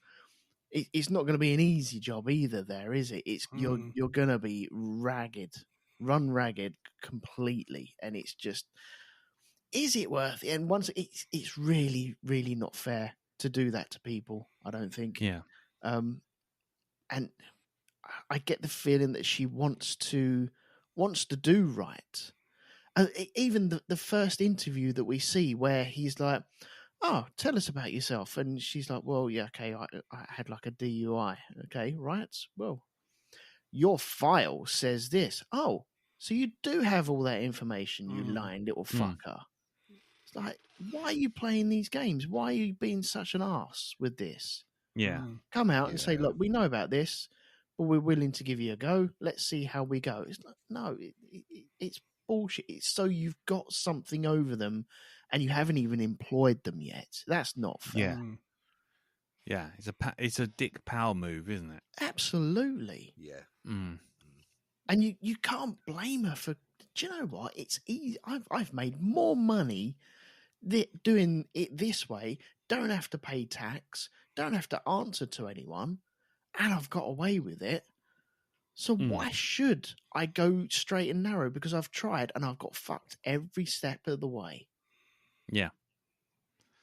So I can't blame her for going that route. Yeah. Okay. I'm gonna do something a little different. I'm gonna leap to the end because I'm just gonna question something here. Skip to the end. Skip to the end. So if anybody's got any feedback, and we'll see you all later. No, all I was gonna say was by the end of the movie, all the way through the film has sort of like highlighted that, you know, she's got a bit of an attitude. She's been bullied around, and the assault that was the true, her true crime. That's not on the DUI. It wasn't just drunken charge. It was a lot more. Shows that she's got a rage in her. She's got attitude, all this sort of thing. So that's why when she goes after Yusef's brother at the end, she's the instigator. She's the one who does all the violence, really. But the thing I was going to question is, by the end, all the way through the film, she just wants to paint. She just wants to be free. She just wants to do her own thing. It's all very quiet. She just wants to go and live in another country. All these aspirational things. And yet, by the end of the film, we see her setting up her own version of Yusef's thing. Mm-hmm. Even though she escaped, she had all the money she could possibly want. She got off scot-free. She got away. And that was that. And she had all the freedom in the world. Yet, she goes back to the crime. And starting off again, but in South America. Right. So my question is, how genuine was she in her, I just want to paint, I want to see the world, I want to do this? And how much was she really attracted to the power of the whole thing? Because all the way through the film, she's effectively powerless. You know, bosses bossing her about, and people will lording over her on job interviews. The Yusef's brother bullying her about. All these people. And yet the instant she's free of it all, she comes back to be the bully as opposed to being just the free person that she proclaims she wanted to be. What's your guys' take on that? How do you feel about that? It's all about having the power to do what she wants to do, and I think it's the best way to be in a position where nobody tells you what to do is to be the boss. That's it. But she was out. That's what I'm saying. She's out. Why did she go back in to be the boss? It's a way of making money. It's a way of keeping her lifestyle going that she's obviously going to be expecting to keep from this point on. Just because she goes on about painting and stuff like this and ends up in the end where she is, doesn't mean to say she wasn't genuine about this, but I think it's just her goal is to attain total independence, right? Okay, to be the one calling the shots. And before she experienced this life of crime, before that, it was, I'm going off to be an artist, I'm going to go and do this. When she's been shown this other way, and it's stuck with her. Something about it has resonated with her deep down, I think. So I think, in a way, she hasn't lied about what she wants. I think she did want that, but now I think her priorities have changed, her goals, where she wants to, or the method she wants to use to get that independence. I think. Go on. I think it could be also. Darren, you're right. Maybe she has run out of money and needs the money to be topping up, and that's the only way of doing things, because she knows the ropes now. But also, the abused becomes the abuser. And That's kind of my point. I think she has been so broken and let down by the system that we know of, and we've seen her journey from being mugged inside her own house to wreaking revenge on Yusuf's brother, that has taken its toll, and now she kind of fallen back into it of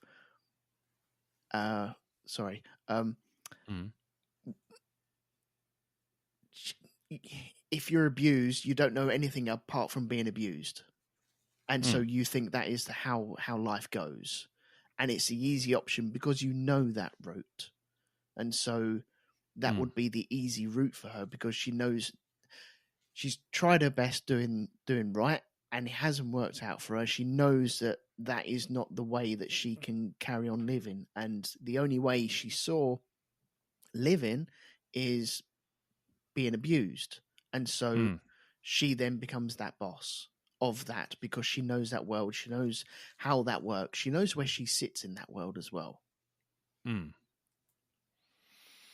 It's really funny as well that the thing that held her back is the thing that's actually given her success in the end, which was breaking the law. She broke the law by assaulting somebody, and it restricted her from getting jobs that she wanted. Right now, at the end of the film, it's the fact that she's breaking the law is the thing that's helping her get what she wants. The only problem with that cycle is we know what happened to Yusuf. Well, do we? Well, yeah, okay, he ended up like squeaking in a car, not really knowing exactly what was going on, and probably a bit brain damaged. So that's probably how it's going to end for her. I would think anyway.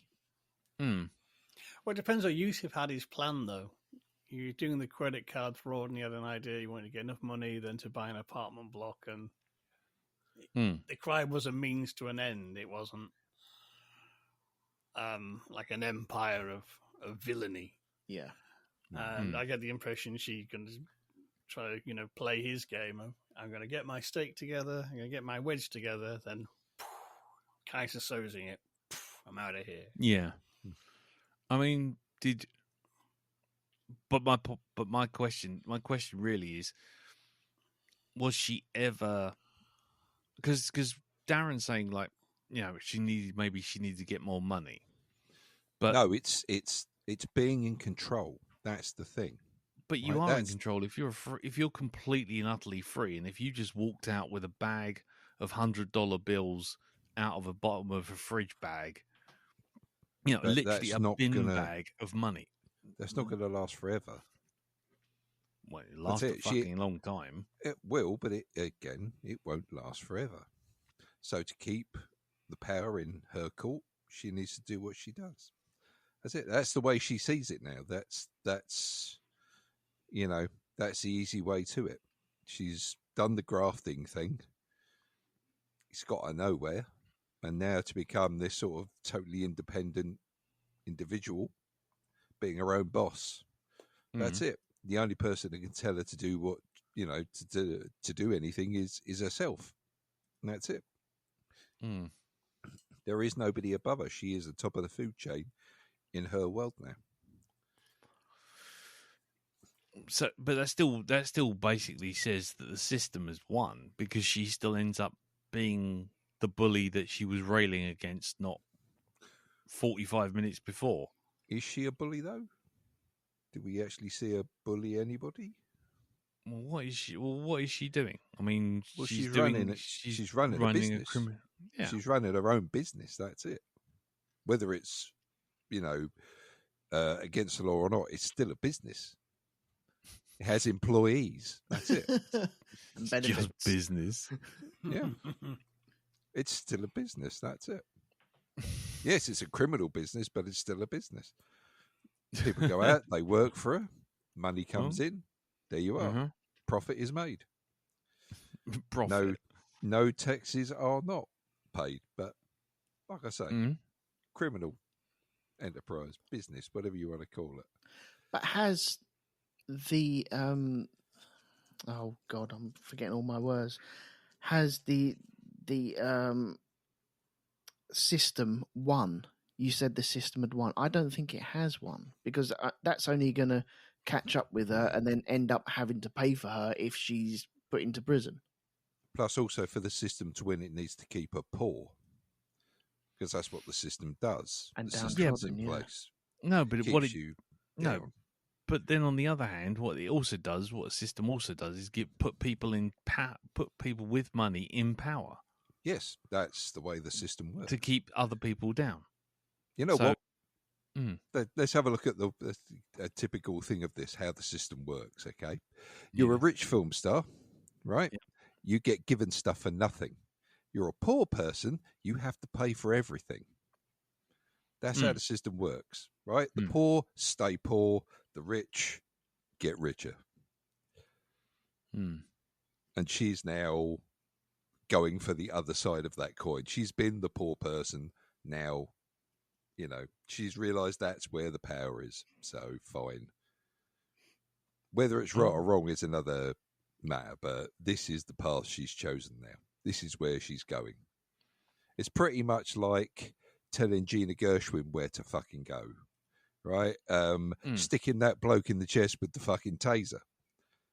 It's that I'm not taking this bullshit anymore. You can see this is what she's doing. She's trying to claim that power back, and that's what she does gradually throughout the film by fighting back, by turning around and saying, no, this is wrong. I'm not, this is bullshit. Yeah. You know? Yeah, she does that a number of times, doesn't she? She does, yeah. Until it gets the more pushback that she gives gets to, this tsunami-sized pushback that she does by threatening to slit this bloke's throat, stabbing him in the side. She doesn't kill him. She leaves him a phone to say, like, call an ambulance, and the ambulance has come. But well, I'll be honest. The film was an excellent fucking advert for Stanley plates. Oh God, yeah, wasn't it? Yeah. Yeah. Okay. I mean, okay. I'm just trying to get my head around because I like the film, but there's kind of a turning point where it stops being about her breaking free and becomes almost like the Godfather in her accepting a role as a criminal. And I'm just wondering whether or not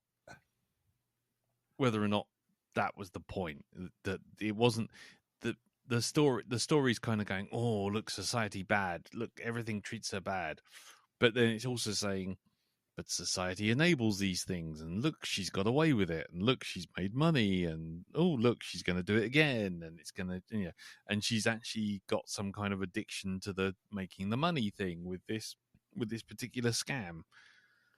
I never got the addiction thing. I don't think that was there. I think you watch her all the way through. She has to pay off her student debt, and then she has to pay off interest on loans and stuff like that. And it's okay. So that money will get her through that. Then meeting with Yusuf and working her way up on that. I don't see her having a lavish life or anything like. She didn't have like a flash car. It didn't change her immediately. Sometimes you see these films and they get their first payday and they've got the BMW straight away, and they've got all the flash clobber to go along with it, and the latest Walkman. And this, you didn't see that with her. I think she had her priorities of, I still want to pay my student debt. I still get the feeling that she'd be over in, where was she, Mexico or Colombia or somewhere like that, and raking it all in and then sending little checks home to pay off her student debt, because that's the big thing that's really fucking her over at the moment. So you think she would have paid her student debt back? I think that would play on her mind, yeah. Jim, do you think that? Well, I think it is kind of, she does things by her own terms, and is kind of I think the credit card scam. The thing is, because at the end,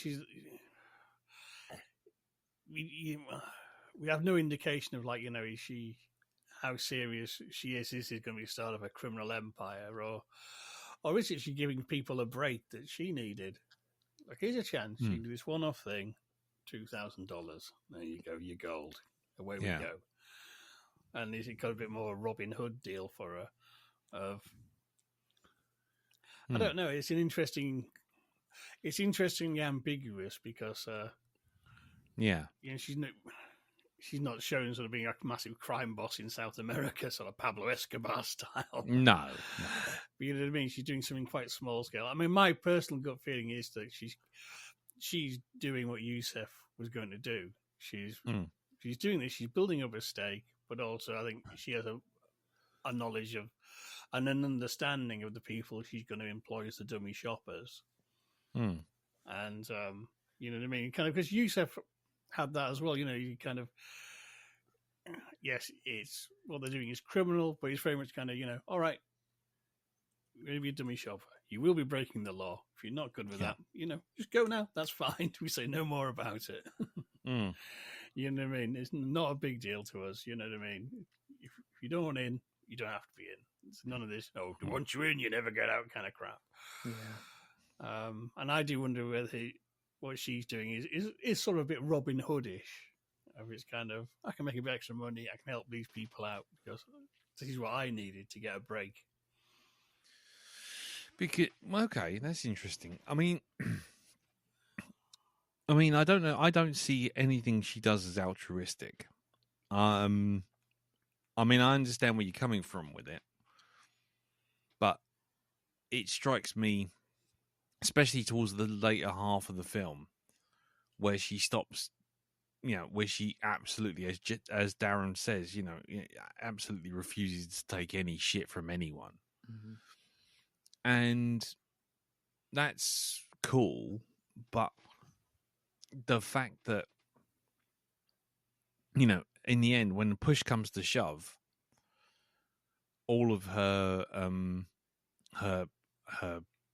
feelings for Yusef go out the window when faced with a bag of $100 bills, and she can't find the keys for a car. It's like, right, so that's it. So you're gonna just leave him there to get arrested by the police at best, or murdered by his brother at worst, when his brother gets out of jail or gets out of hospital, and you're going to take his fucking money as well. So she still ends up fucking him over.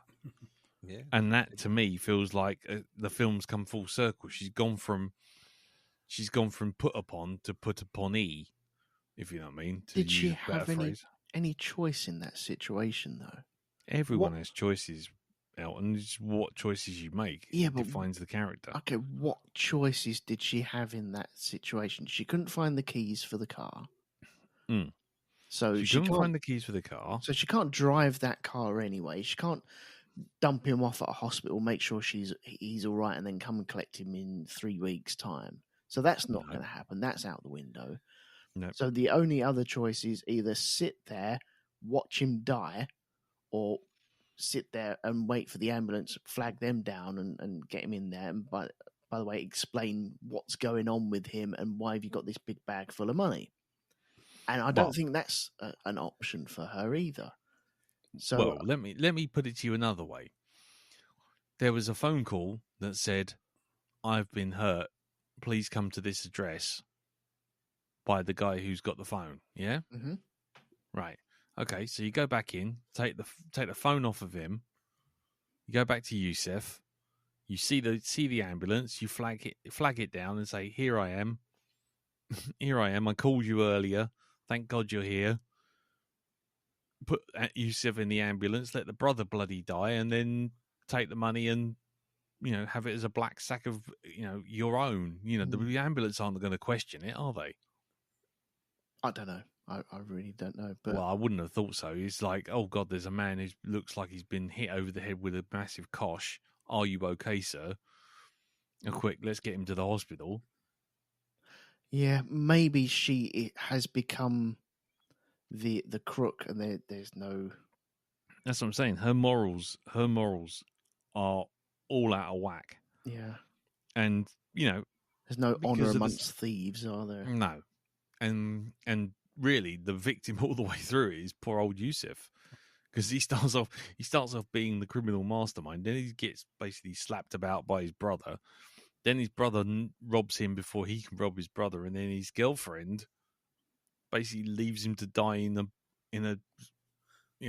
an unstarted car with a henchman in the boot, with a henchman in the boot, and nicked his money. He's like, right, that's gonna go well. It just. Yeah, she strikes me. She didn't strike me as altruistic in the slightest. She's 100% out for herself, which given her circumstances, totally understand. But I just think it puts a different perspective on the film because I think the film's trying very hard to see her as like, oh look, she's been beaten down by the system, and look. She's fought her way back up, she's fought her way back to success. See, Really, when you think about it, you think, no, actually, she's turned into an absolute cow. I see his brother as being the system, beating her down, and she turns the tables on the system, on him. And I think that is her turning point of, I'm out for myself now. She can see Yusuf. She looks back at him, and he's just there with goggly eyes, just rolling around, and little Tweety birds going round his head.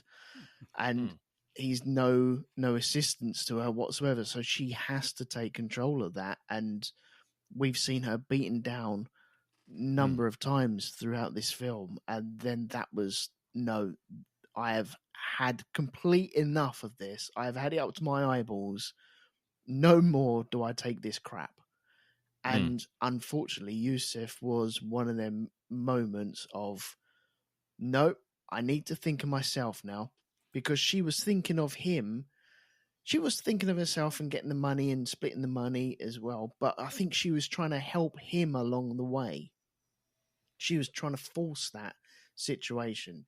She wanted him to take charge. Because I think she had her doubts about going to rob the brother. And then when it really happened, she was like, no, you must do this. You've been fucked over. Let's go do this.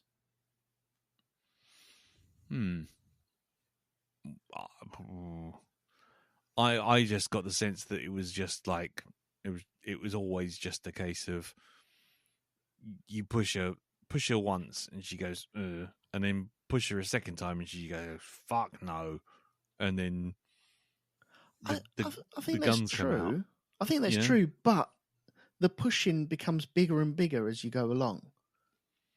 And so the pushback is bigger and bigger as you go along until finally you can't take it anymore and you must push back so no one else starts pushing you. And that's why you become the boss, because you don't want anyone else pushing you. Okay. You're the best around. Never bring you down. You're the best. Thanks, Dal. That's all right. What? Okay, fair enough. So what about the stealing the car? Can I ask about that? Because she seemed to dive into that without too much umming and ahhing. That was given rushed. the risk. I was just wondering how you felt about that, because that was one of those moments where you kind of go, is that her being bullied into the situation? Is that her making a mistake? Or is that her just going for the money and doing anything and anything she can for the money, regardless of the risk? And whether or not that plays into what I was saying before about her actually being more of addicted to the crime than the power than the actual money. at that point. Well, after her little run-in with that bloke and her reaction to it by throwing up all over the car door, she didn't look too addicted to me. She looked No. fairly like she was shitting herself. No. Go on, Jim. Well, I think it was the law of kind of, she did the dummy shopper thing and thought, oh, okay, that worked. Mm. And it's kind of, she goes along, I think, because she just bin the phone. Then she goes back for it. I think it's more just curiosity of kind of what's on the table here. Yeah. And when they explain it, she thinks, okay. Is it that different from the telly? What the hell? And it's only sort of bad luck, really, that that call comes in just as that guy's sort of, well, he's hitting on her. I mean, that's why he was hanging around. Yeah. That's the irony, I think, in that situation, is that if he hadn't been hitting on her, she'd have actually been out of there. Yeah. Before the flag came up. And it was kind of one of just, that was really just bad luck. Okay. But I think it is kind of, she got in from curiosity. Then when she goes and says, well, this is what we're going to do, she thinks, okay, I can do that. Because, she's up against it. She does need the money really fucking badly. And it is kind of in for a penny, in for a pound, I think. Right. Okay. I think with the car situation, there's a lot of greed flowing around there. Because, as you say, Jim, about going off and doing the telly thing, that seemed, okay, I can do that. How hard, TV's just a bit bigger, a bit smaller than a car. I can do a car. That should be fine. But the greed, she could have done that so much better. She could have gone for a test drive and played the part. You do the test drive, you don't seem as sus, but she's greedy. She wants it done. She wants it done there and then. Get the car, get the cash, go, and be home in time for 6 o'clock news. But you also have the seller of the car, and he has his reservations on actually selling that to her. But I think the greed gets to him as well. It's like, no, okay, let's just do this. Sure, you don't want to test drive? Because that seems a bit suspicious. I've been doing this 26 years, and never has a person come in and bought a car and taken a car without a test drive. But you seem the first person. Okay, let's go with this. I want that money. And I think the greed gets the best of him as well. And he gets fucked over in the end because he loses that car. But I if she'd gone for a test drive, it might have been a little less sus. Yeah, but then if she'd... Yeah, so that's just her rushing, trying to speed run the whole thing. What is it, an extra 20 minutes? That's all it is. You just take it around the block, don't you? Go, do you know what? I'm really happy with this. I think I'll take this. Yeah. All you have to do is have a story. I've test drove 4 others, really didn't like them. This is the best one I like. I'll take that. That's your story. You've already seen faces. It's not about keeping a face out of someone's eye line or anything like that, is it? It's just... No. It's the quickness, the turnover, the greed, and there's a lot of greed going on in between that on that story, I think. Yeah. So what is really the takeaway of the movie? I mean, is it that that the system is rigged? Is that what it's trying to tell us, and the only way out is crime, or is it trying to tell us that? People have to just take no shit to get on in life? I mean, what are we supposed to take away from it? I mean, I know what I thought. I thought the whole thing was sort of driving towards, the system is rigged. You are fucked. The only way out is a crime, and just to be amoral about it, as amoral as the society you're in. But what do you guys think? I mean, what's your takeaway from the film? Well, for me, I mean, I mentioned at the start that kind of this is very much kind of in the same ballpark as Breaking Bad. and it's not a movie about good guys or bad guys. It's more about the system in itself, and it does. This is why people turn to crime, and it's because there is. I sound like Dennis the Peasant in Holy Grail. It's the inequality inherent in the system. But you know what I mean? When you've got a bullshit world where, to get a job, you've got to work for nothing for 6 months. That is horseshit, and it should not be allowed. I should imagine you've come across it quite a lot, Lee. The work? sort of, but you get work, recognition and we can't pay you anything. Work for exposure. Fuck off. Exposure, yeah. Artu, it is my exposure. Have a look at this. There you go. Yeah. See if you can fit this on your widescreen. Anyway, go on. Sorry, Jim. Carry on, mate. But you know what I mean? It's kind of the credit card theft. Yeah, that's obviously bad. But equally, employing people, so they've got literally no rights, no say-so, not being paid fairly for their work, and bullshit like, say, internships. You know what I mean? It's kind of that's theft as well. Yeah, it's legal theft because we think that's fine, but you know what? It isn't. And there's a it's the only time trickle-down economics actually works, is that, you know what I mean? This shit has ripples for all of society when you allow this inequality to continue. Yeah. I'm sorry, and this is sound like one of the meetings I host down the docks. But you know what I mean? But it is a massive flaw. It's kind of capitalism, per se. It has to work, providing people have capital to spend. If you get into a situation where we're at now, where the system has now got so greedy that the very rich people don't want to pay any taxes even though they could afford it, and what's more, they don't actually have to do things like pay people money to work for them, and they don't see why they should, it's kind of everything's fucked because the money isn't circulating. It's being sucked up by a parasite class. You know what I mean? And it's everything goes to shit once you lose that sort of basic essential fairness in the system. Yeah. And why should people work hard when they're not going to get paid for it? It's absolute horseshit. I mean, it's like, using the real world example, I read a thing just the other day about the president of the National Association of Fish Fryers, i.e. the head of the Chippies Union. He was complaining out there, we can't put the minimum wage up, it's gone up high enough because that'll hit fish and chip shop owners very badly. And it's kind of, fuck you, pay your staff fucking properly. And also didn't do it, if people on the minimum wage get a bit more, the amount of money to be able to afford to buy fish and chips.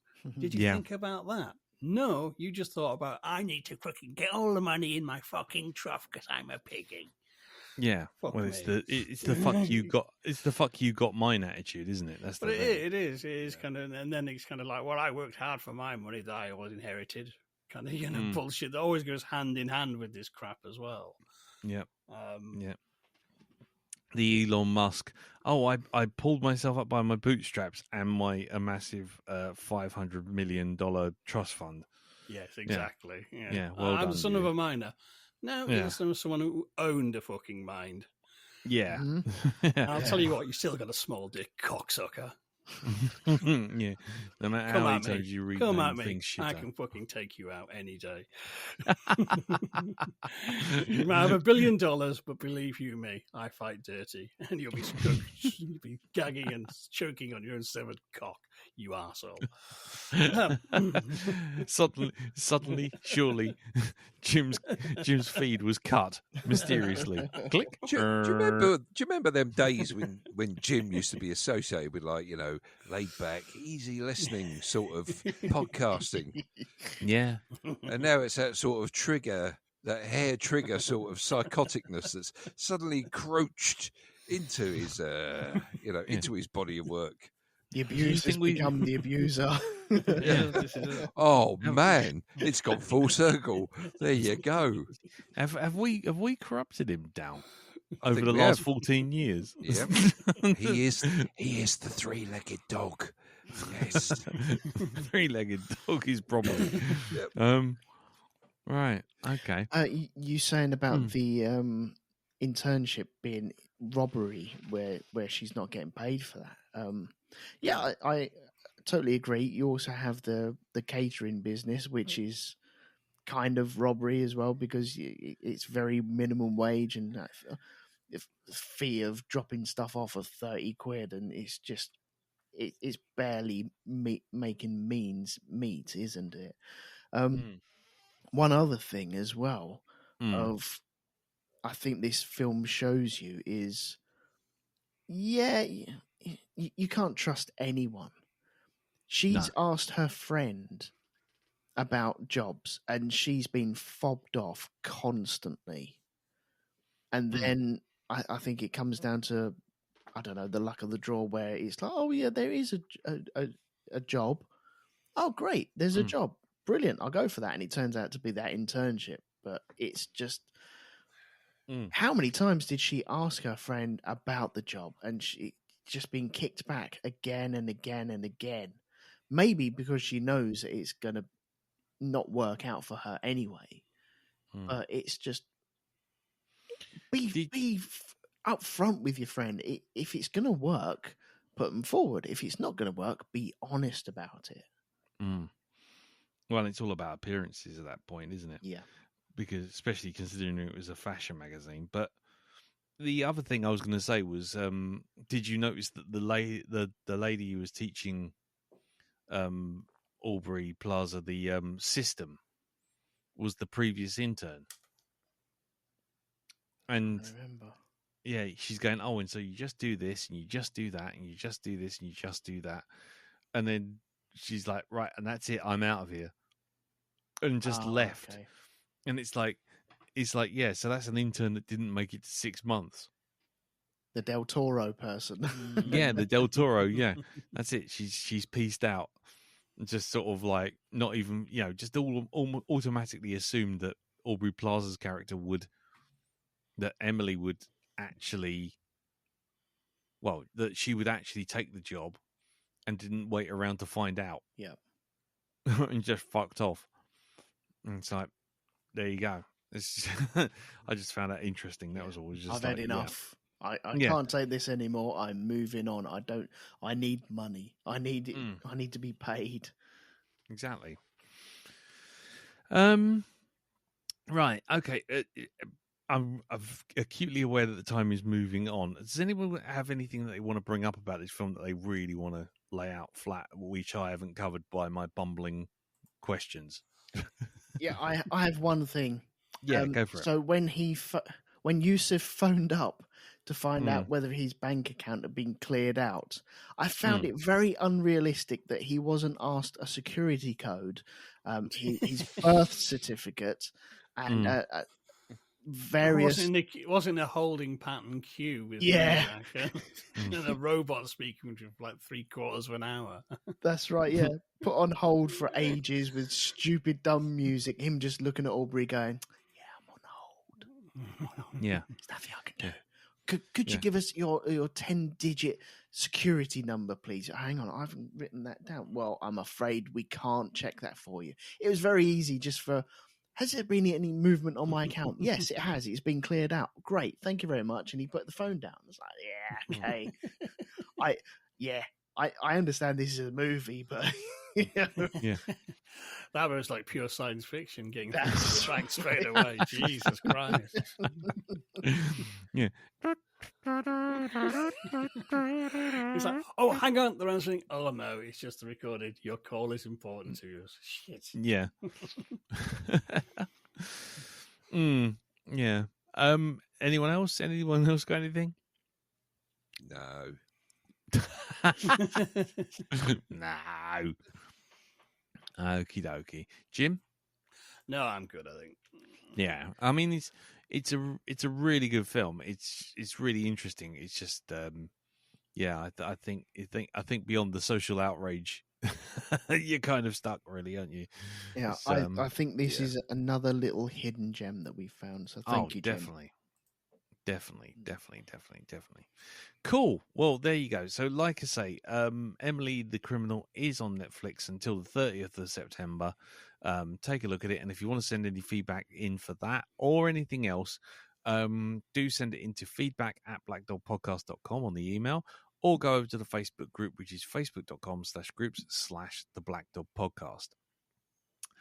Right. Okay. Well, just before we wrap it all up, I guess it is time for me to reveal my movie.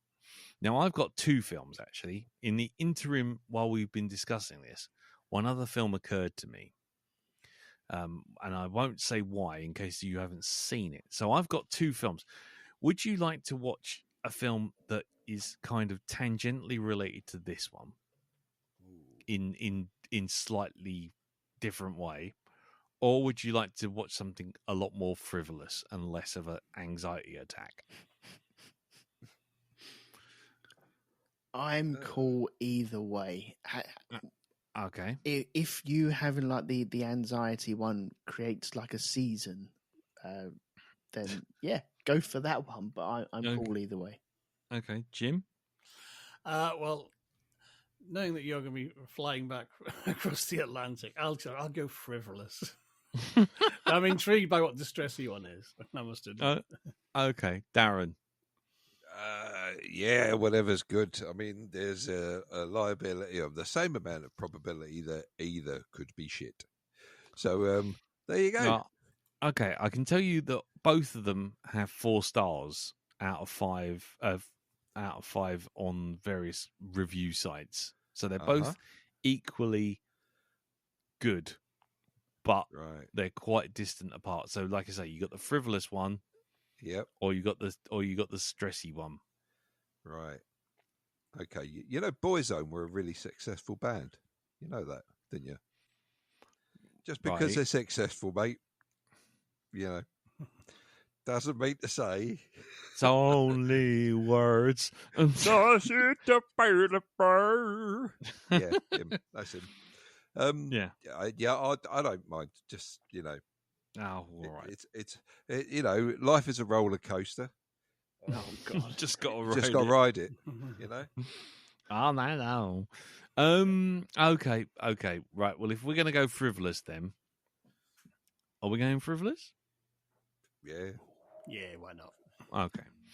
If we're going frivolous, then we are heading off in honor of. Well, I say in honor. It's not in honor. It's just because I thought it'd be funny and I could take some photographs while in New York. We're going to New York for a movie, a sequel, no less. And it's going to be a film which, you know, obviously, how many films are set in New York? I mean, how many sequels are set in New York? How many big almighty films could you name? How many classics could you name that have been in that city? Do you reckon? Plenty, right? Yeah, there was that one. And there's that other one with that bloke with the bloke. Face. Yeah. Well, okay. If I was to say to you New York, what would you say? What movie would you say? Right. Okay, that's you. Dal. Ghostbusters. Okay, Elton. Oh, I'm torn between Day After Tomorrow, or I forget the other one. My brain's not working. It's too late. Of course, you're all absolutely right. You would pick Die Hard with a Vengeance. That was that was the other one. And that is what we will be watching for the next movie next week. Dust off my Die Hard box set then. It's on Disney Plus. Yeah. Die Hard with a Vengeance. I bought a box set. I'm going to use the box set. Well, as far as I'm aware, you've got Die Hard and a set of coasters. Yeah. Set of themed coasters. Die Hard and Die Hard 2. Oh, you know. Oh, come off it. Die Hard 2's nonsense. Hey, how can the same shit happen to the same man twice? That's why I jumped to 3. I'm going to dig out my sandwich board. Okay. Yes. Dig out your sandwich board. Dig out your Oh. sandwich board. Oh, yes, of course, it's that one, isn't it? The one with the rather... Yes. that's going to be an interesting discussion for next week. Oh, yeah. Yeah, I don't think I'll be recreating in fidelity the pictures from that film while I'm wandering around the States. No. But Die, anyway, Hard, yes. Die Hard solves racism. There we go. Brilliant. Yeah, we'll have that. Yep. That'll do. Yep. That'll do. Yep. So, yes. So, next week, when we come back, Die Hard with a Vengeance. Can we have Yeah. the discussion about the jugs as well, please? That'd Oh, be yeah. great. The jug puzzle. Just so we Yeah. can just put it to bed how it actually flipping works. Yep. Yep. Okay. We can do that as well. Do you want to know what the other one was? Yeah, go on then. Okay, the other one was Uncut Gems, Oh, Hmm. interesting. Adam Sandler's movie, which Seen I that. which I watched a while ago, and at first I was getting annoyed by it, and then by the end of it, I was just like, "Oh my god, I can't take it anymore! Oh, it's all too tense." But anyway, yeah, no, we're dropping that. We'll come back to that another time, and we're doing Die Hard with a Vengeance. Cool. Right. Now, before we head to Pimp's Corner, let's do the phrase that pays. And after a lot of decision making and a lot of thought, we thought about it, and we all collectively came up with "fuck top loader." Thumbs aloft. Thumbs aloft. Yep. Dancing in the moonlight. Fuck you, top loader. So Fuck you, top loader. Yep. Fuck you, top loader is the phrase that pays this week. Stick that on the Facebook group, and we can see that you've made it all the way to the end. I've got Right. you all dancing in the moonlight right here. Yeah. Yeah. Fucking you almost get it right. Fucking Sainsbury's sellouts. Anyway, right. So there you go. So fuck top loader. Right. Well, we'll leave it there. So let's go over to Pimp's Corner. Jim, what's going on hypnagoria.com? That's a good question. The perils of working ahead. Yes, I've just released an episode reviewing an MR James themed role playing game, Casting the Runes. Nice. And this week there'll be a Jamesian ghost story called The Cadaver of Bishop Louis. Nice. Should be rather fun. Lovely. And your- if I and get your round to commentary it, there club. might be a commentary club, yes. Which is on Hey. the original Planet of the Apes, 1968. Oh, I hope Or they get Planet back of to Earth. Apes, as I say in Yorkshire. Yes. You can talk. He can talk. I can sing. I did manage to resist the urge to sing all of that. I hate every ape I see, from chimpanzee to chimpanzee. Dr. Zeus, Dr. Zeus. Oh, Dr. Zeus. Dr. Zeus, Dr. Zeus. Oh no, I was wrong. I was on Earth all along. All along. You finally I made a monkey out of me. Finest bit of The Simpsons ever put to film. Yep. That was brilliant. Right. Well, brilliant. And that's all over at hypnagoria.com. It is. Right. Brilliant. And Elton, what about you, sir? You can catch me talking about cars going around in circles really fast with Andy on the Grand Prix podcast. And we are about to drop the last episode of Band of Brothers on the Band of Brothers feed. But at the moment, we have the uplifting film Downfall on the feed. So if you want to go along and find out what happened to 100 Germans in a bunker around about 1945, then yeah, the shenanigans are reported on that feed. Weren't they really cross about the DRM disc sharing on Xbox? Yes, they were. Yes. Bitches leave.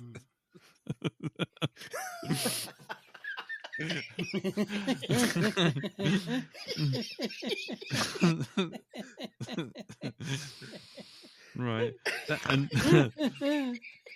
Darren, are you on anything? Just the usual crack cocaine, my friend. Yes, you're welcome. Brilliant. Right, well, I'll leave it there then. Well, thank you very much for listening. Thank you, Jim. Thank you, Darren. Thank you, Elton. And I've got to go yeah. watch that now. I've got to see that. I've got to see that Down- overdubbing of Downfall. Downfall Xbox DRM. That's the one. Yeah, so we will see you all next week. In perhaps a less compass mentis state due to jet lag, as we review Die Hard with a Vengeance. Until then, thanks for listening. Fuck Top Loader, and we'll see you all soon. Till then, take care. Tatty bye. Bye bye. Bye bye. See you next Tuesday. Bitches leave. There's a voice that keeps on calling me. Down the road, it's where I'll always be. Every stop I make a new friend. Can't stay for long, just turn around and I'm gone again. Maybe tomorrow I'll wanna settle down. Until tomorrow, I'll just keep moving on. Get out of the booth, Jack. No, I like it in here.